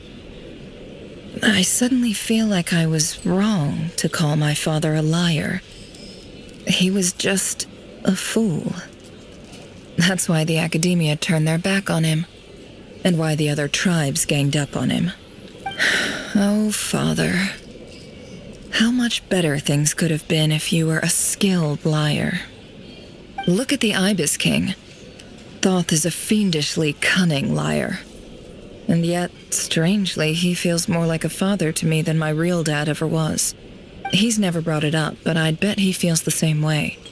Why else would he give me the power to perceive the truth, while at the same time training me in the art of deception? Well, King Deshret banished him to Aru, which is essentially a prison, and posed 3 questions to him. He promised that he'd have his freedom if he could find the answers. His response was to take on a physical form and approach me, hoping that I could become his envoy and search for one of the answers on his behalf. Did he really think I'd fall for that? He's stuck there. He can't make me return what he gave to me. So that's enough for you to decide he's nice, is it? He's a prisoner, and he was scared. So he decided to perform some good deeds to win people's approval. He lives in fear because he's a deceiver. How is Rerir any different? You can't work as a spy your whole life and expect a happy ending. It's preposterous. Yet I can't say I don't understand it. Liars live in the darkness of their own making, but it's still human nature to want to go on living. They say that a liar's soul is the most worthless thing in the world. What do you think?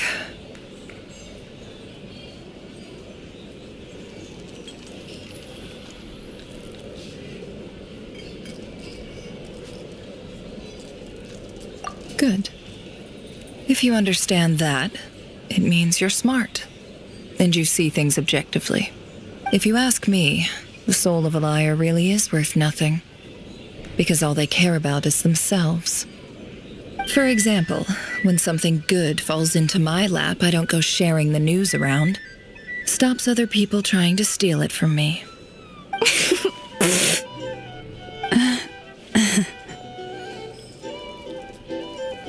So be it. They have sharp ears. I can't keep anything from them. Oh, is that what it looks like? Well, you all know my past now, and I can't simply eliminate everyone who knows too much.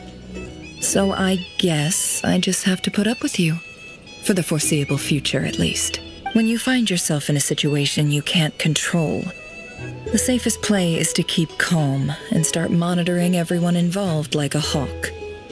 In the intelligence world, you need to have a sense of perspective and play your hand accordingly. If you understand what's at stake, please ensure my secret is safe with you. I trust you'll respect my wishes as a friend. But don't forget, I will also be watching you like a hawk. Very good. Oh, wait! Now that the panic's over and we've all calmed down, Paimon suddenly remembered something. After all that build-up, our mystery ally never showed up even once.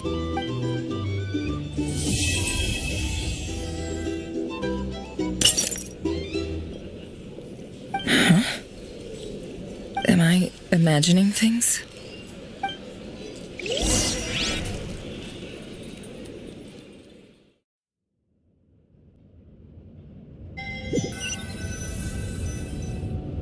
So, that close colleague who stayed behind with you? What's he been up to recently? Don't know, don't care.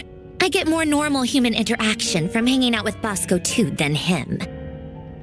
Although, now you mention it, he hasn't bothered me in a while.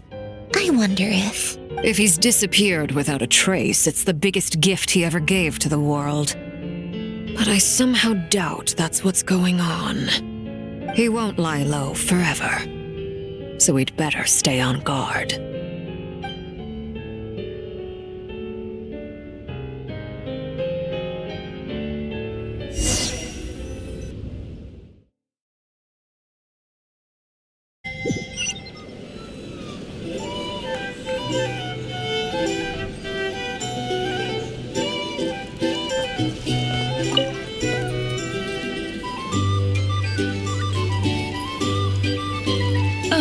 Lord Sangama Bay, how lovely to see you. I must thank you for the device you provided. It was an enormous help. Would I be right in thinking that it was developed by the Academia? Why come and ask me when you clearly know already? I mostly came to thank you.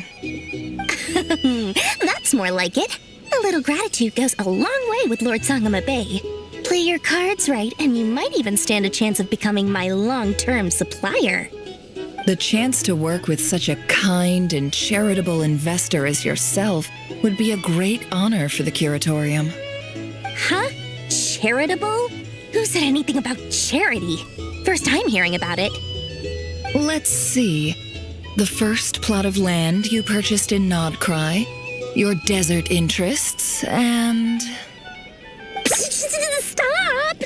What do you think you're doing? Exposing my investment history! It's nothing to hide from.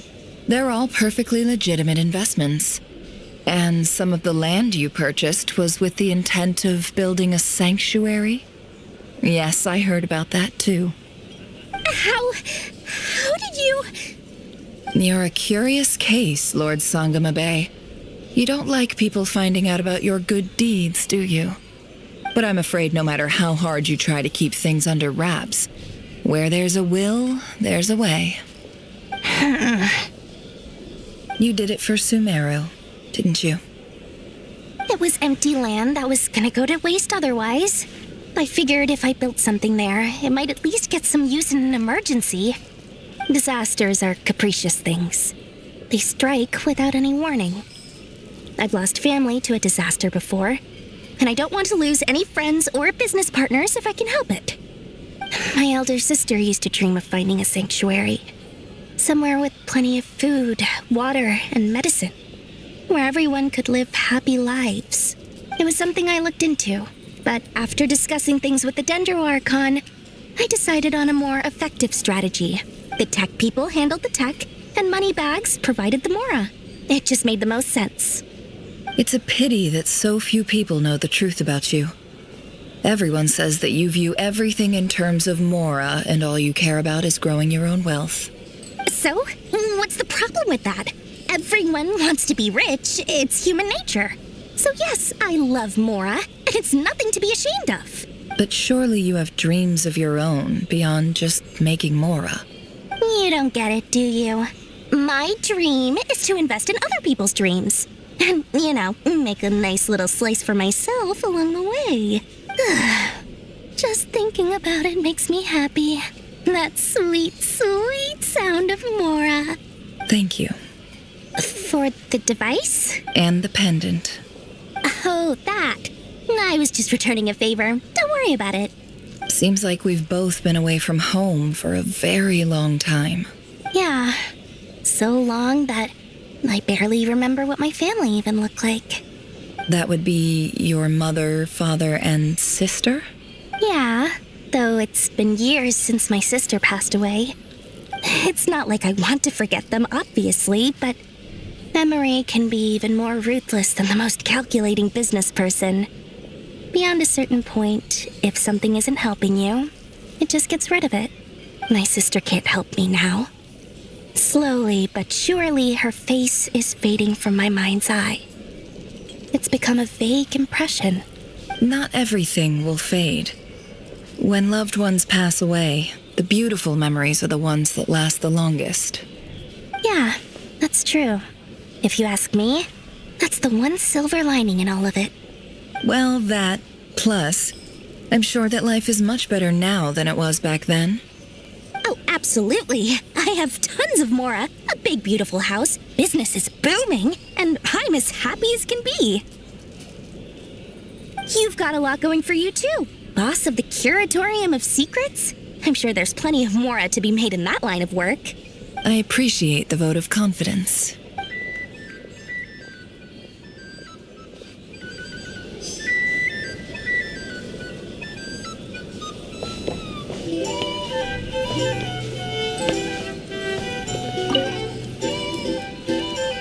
How have you been holding up?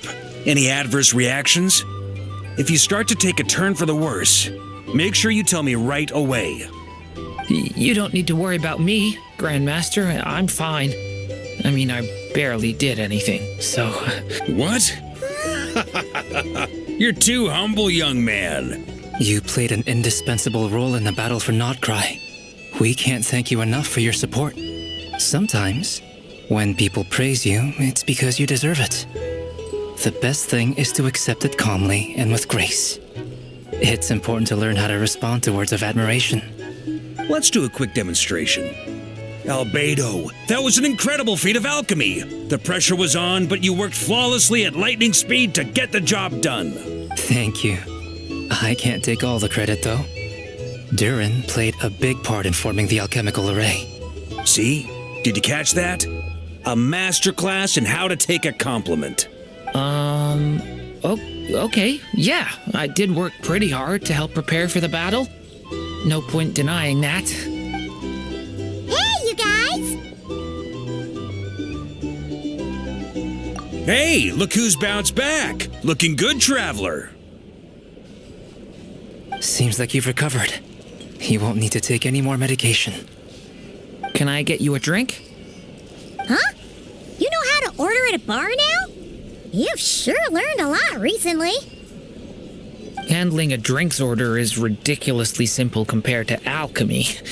Don't worry, I'll blend into society yet. Paimon believes it. You're clearly a fast learner, just like your brother. To be totally honest, though, Paimon didn't quite follow all the details when you first explained the plan to us. Don't worry, that's completely understandable. Unless you're a student of alchemy, it's hard to grasp the principle and how the process works. To put it in the simplest terms, we saw how our enemy stole the power of Kuvaki. And that gave us the idea of stealing his power to turn it against him. When facing an enemy you have no hope of defeating, it's best not to engage them in battle. So, instead of looking for a way to overpower him, we decided to help Columbina get strong enough to at least stand up to him in a fight. For this to work, we had to analyze his modes of attack, confirm who his main target was, and make sure that he wouldn't go beyond the range of the alchemical array. For added security, we prepared a total of 4 arrays. But to mitigate the impact of the battle, we identified one location in particular as the ideal spot, which is where the confrontation took place. The alchemical array absorbed his abyssal power. Then Durin processed it to render it usable by Columbina. That power enabled her to do what would otherwise have been nigh on impossible. What surprised me was that Dainsleif actually agreed to join us. Given his history with Rerir, he had every right to sit this one out. But we're extremely grateful for the decision he made. It must have been a painful choice to make. But I'm sure that making a decision was far better for him than staying in limbo. Absolutely.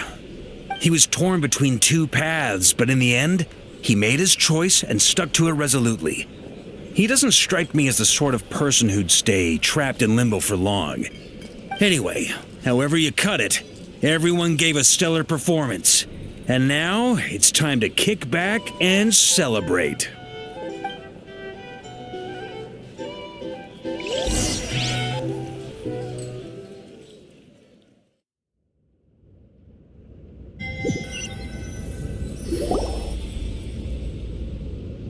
That's the only reason you're here. Yes. I've thought a lot about it. And I've realized that you, me, and Arlecchino should be friends. I think this is very important. So I felt I had to come and tell you. Well, this is a new one. I'm so moved. I can't even hold my teacup. If that's all, you can leave now. Do you not want to be friends with me? Or is it that you prefer being co-workers? What is this, Columbina? Are you deliberately testing my patience threshold? Right now, my politeness module is active. But if you say another word, I swear I'll shut it down. If your politeness module was active, wouldn't you say the word please at some point? Polonia, please see Lady Columbina to the door. Will you still invite me to your next tea party? What? Yes, I think you will. Bye-bye, dear Sandrone.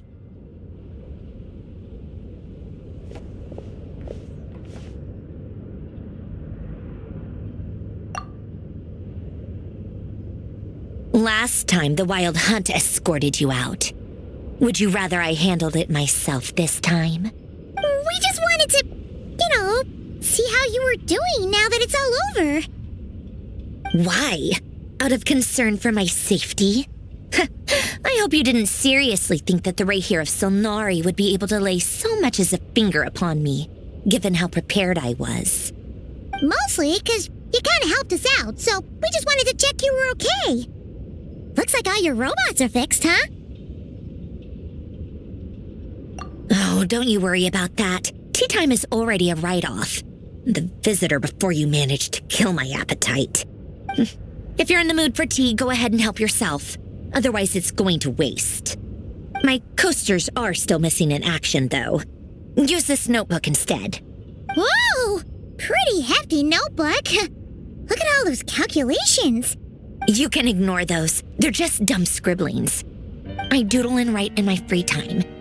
Sometimes I remember the distant dreamlike past. Sometimes I imagine the far-flung future. And other times, I grit my teeth and note down all the crazy nonsense going on in the present. Some people do the crosswords in the newspaper. This is my equivalent of that. Trying to predict the future is like daydreaming, and writing about the present just makes me furious. The past is my favorite. If nothing else, it's already set in stone, so I don't have to rack my brains trying to figure it all out. Although, having said that, the only vaguely interesting memory in my past is probably that guy they call Lord Artificer. Who else? Pretty much all the mecha and Fontaine are his personal handiwork. Wait, are you saying you know him? Like, personally? As a friend? I mean, I guess we were friendly enough. Yep. In fact, I'm probably the only normal person left who knew him at all. We used to chat occasionally back when he was still around. Before he passed away, he asked me to destroy all his manuscripts. I honored his request, but I did read through everything first before destroying them. I mean, I couldn't let the genius of Lord Artificer Alain Guillotin disappear like that. Would have been such a waste. So, that's where the formulas in your notebook are from? I just told you. Those are my equivalent of crossword puzzles. They're just dumb formulas that I solve for fun when I'm bored. Alain's work was like epic poetry. The formulas in my notebook are just silly little riddles in comparison. Not that there's anything bad about them. I mean, at least, solving those riddles isn't going to hurt anyone. Except me, because I lose a few brain cells in the process. Anyway, while we're on the topic, I might as well tell you about what happened to him and his friends. Alain Guillotin had two close buddies, Renee and Jacob. They spent their childhood years together in the Narzissenkreuz Institute. They were all quite competitive, so there was some rivalry between them, but it was a friendly rivalry. But beneath the friendship and the rivalry ran something deeper, a sense of nostalgia for the past. Unfortunately, childhood would end. The prophecy would come true, the apocalypse would arrive, and the future would never be. A mad dream that would normally only capture the minds of lunatics began to take root in their hearts. A dream of saving the world. And if Renee and Alain had been people of lesser wits, that dream would probably have ended up as something for them to joke about in their older years. But alas, they were some of the sharpest minds around. They nurtured that dream with the full power of their intellect, and it grew into something that ate away at their souls. The first of them to fall under its spell was Renee. Against Alain's wishes, he persisted in experimenting on a mutual friend of theirs to try and save their life. Alain did not approve and parted ways with Renee. It's complicated. Alain wanted to believe that Renee only did what he did for the sake of their friendship. But when he told me about what happened, I could tell he still had some suspicions about Renee's motives. Perhaps the seed that would grow into a nightmare had already sprouted in Renee's mind. Even then, the next time they met, Renee's soul had been completely engulfed by the dream of salvation. His futile attempt to change the tide of fate only resulted in a wave that swallowed up the world, even before the apocalypse came. And although that wave died down eventually, I hear that it just recently came back with a vengeance. As I understand, Renee wanted to live out his dream of salvation once more. But I'm told that the attempted resurgence finally died out for good. At long last, Renee awoke from his deluded dream. Though of course by then it was far too late. What do you think of Renee? Do you admire his transcendent genius? His view that any price was worth paying to achieve the lofty goal of saving the world? Or do you despise him? Dismiss him as an evil madman who wrought havoc on the lives of everyone around him as he pursued his delusional dream? Same difference, really. Just a matter of perspective. What a cop-out. But I suspect you'd have a more incisive and insightful answer if we dug into it further. I don't like fanatics who give up their whole lives for their ideology. Nor do I like fools who let their delusions take control. Maybe I could understand if Renee had just been an ordinary person. But he had a sage-like intellect. And still managed to get himself lost in the labyrinth of his own desires. Anyway, that's enough about Renee. Now, moving on to Alain Guillotin, the Lord Artificer.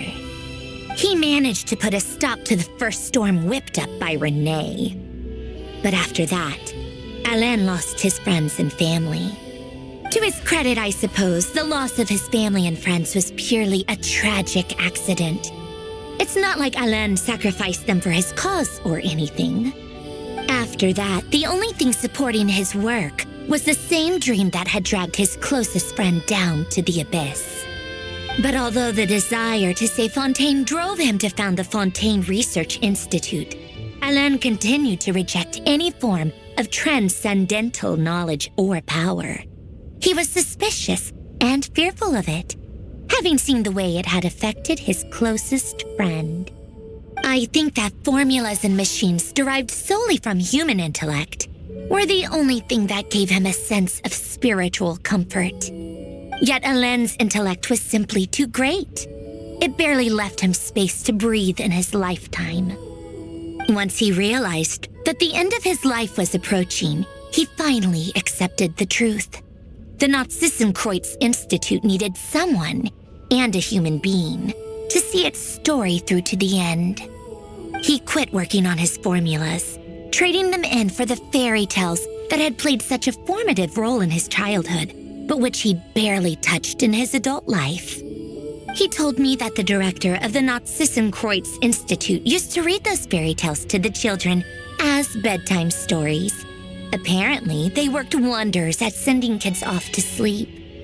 I think that all he wanted at that time in his life was to be able to sleep deeply without being plagued by depression. By that point, nothing else really mattered. At the very end, he laid down to rest in the ruins of the former Nazissenkreuz Institute orphanage, while the Fontaine Research Institute he had founded continued tirelessly with its work. Many years after that, tensions over competing dreams would once again cause a rift, this time between members of the Fontaine Research Institute. But the actions of those fools had nothing at all to do with Alain. And that is the story of two people from the Nazissenkreuz Institute who both wanted to save the world. One went all in on his fantasy of salvation without ever looking back, and ended up calmly sinking to the bottom of the deepest sea. The other sought desperately to burn bright in his life, even though he wasn't sure where he was going. I do sometimes wonder, why is it that people like them have such grand hopes of saving the world? Even the grandest tree starts as a tiny seed. So perhaps, for each of them, their mission to save the world began with a very simple desire: to save themselves.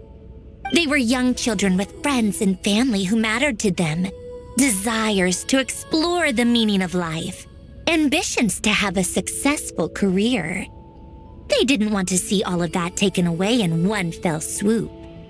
Or maybe they just wanted to find something to anchor themselves within the chaos, to stop them getting quietly swept away by the storms of life.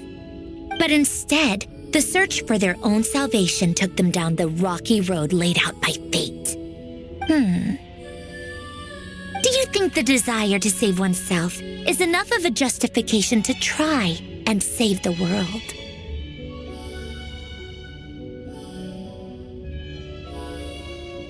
Sensible answer. Glad to know you've got your head screwed on straight. Alain would disagree, though. I asked him the same question back when he was in his prime, putting all of his energy into his work. Yes, it's enough. No elaboration, just a quick, short answer before getting right back to his work. He was always that way. All right, tea time's over. I I owe Arlecchino a favor for telling me these stories. I'll have to bring a whole sack of gifts the next time I visit the House of the Hearth.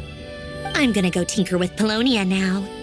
You guys can do whatever you want, as long as it doesn't involve interrupting me. Polonia, exit hibernation mode. Begin diagnostics.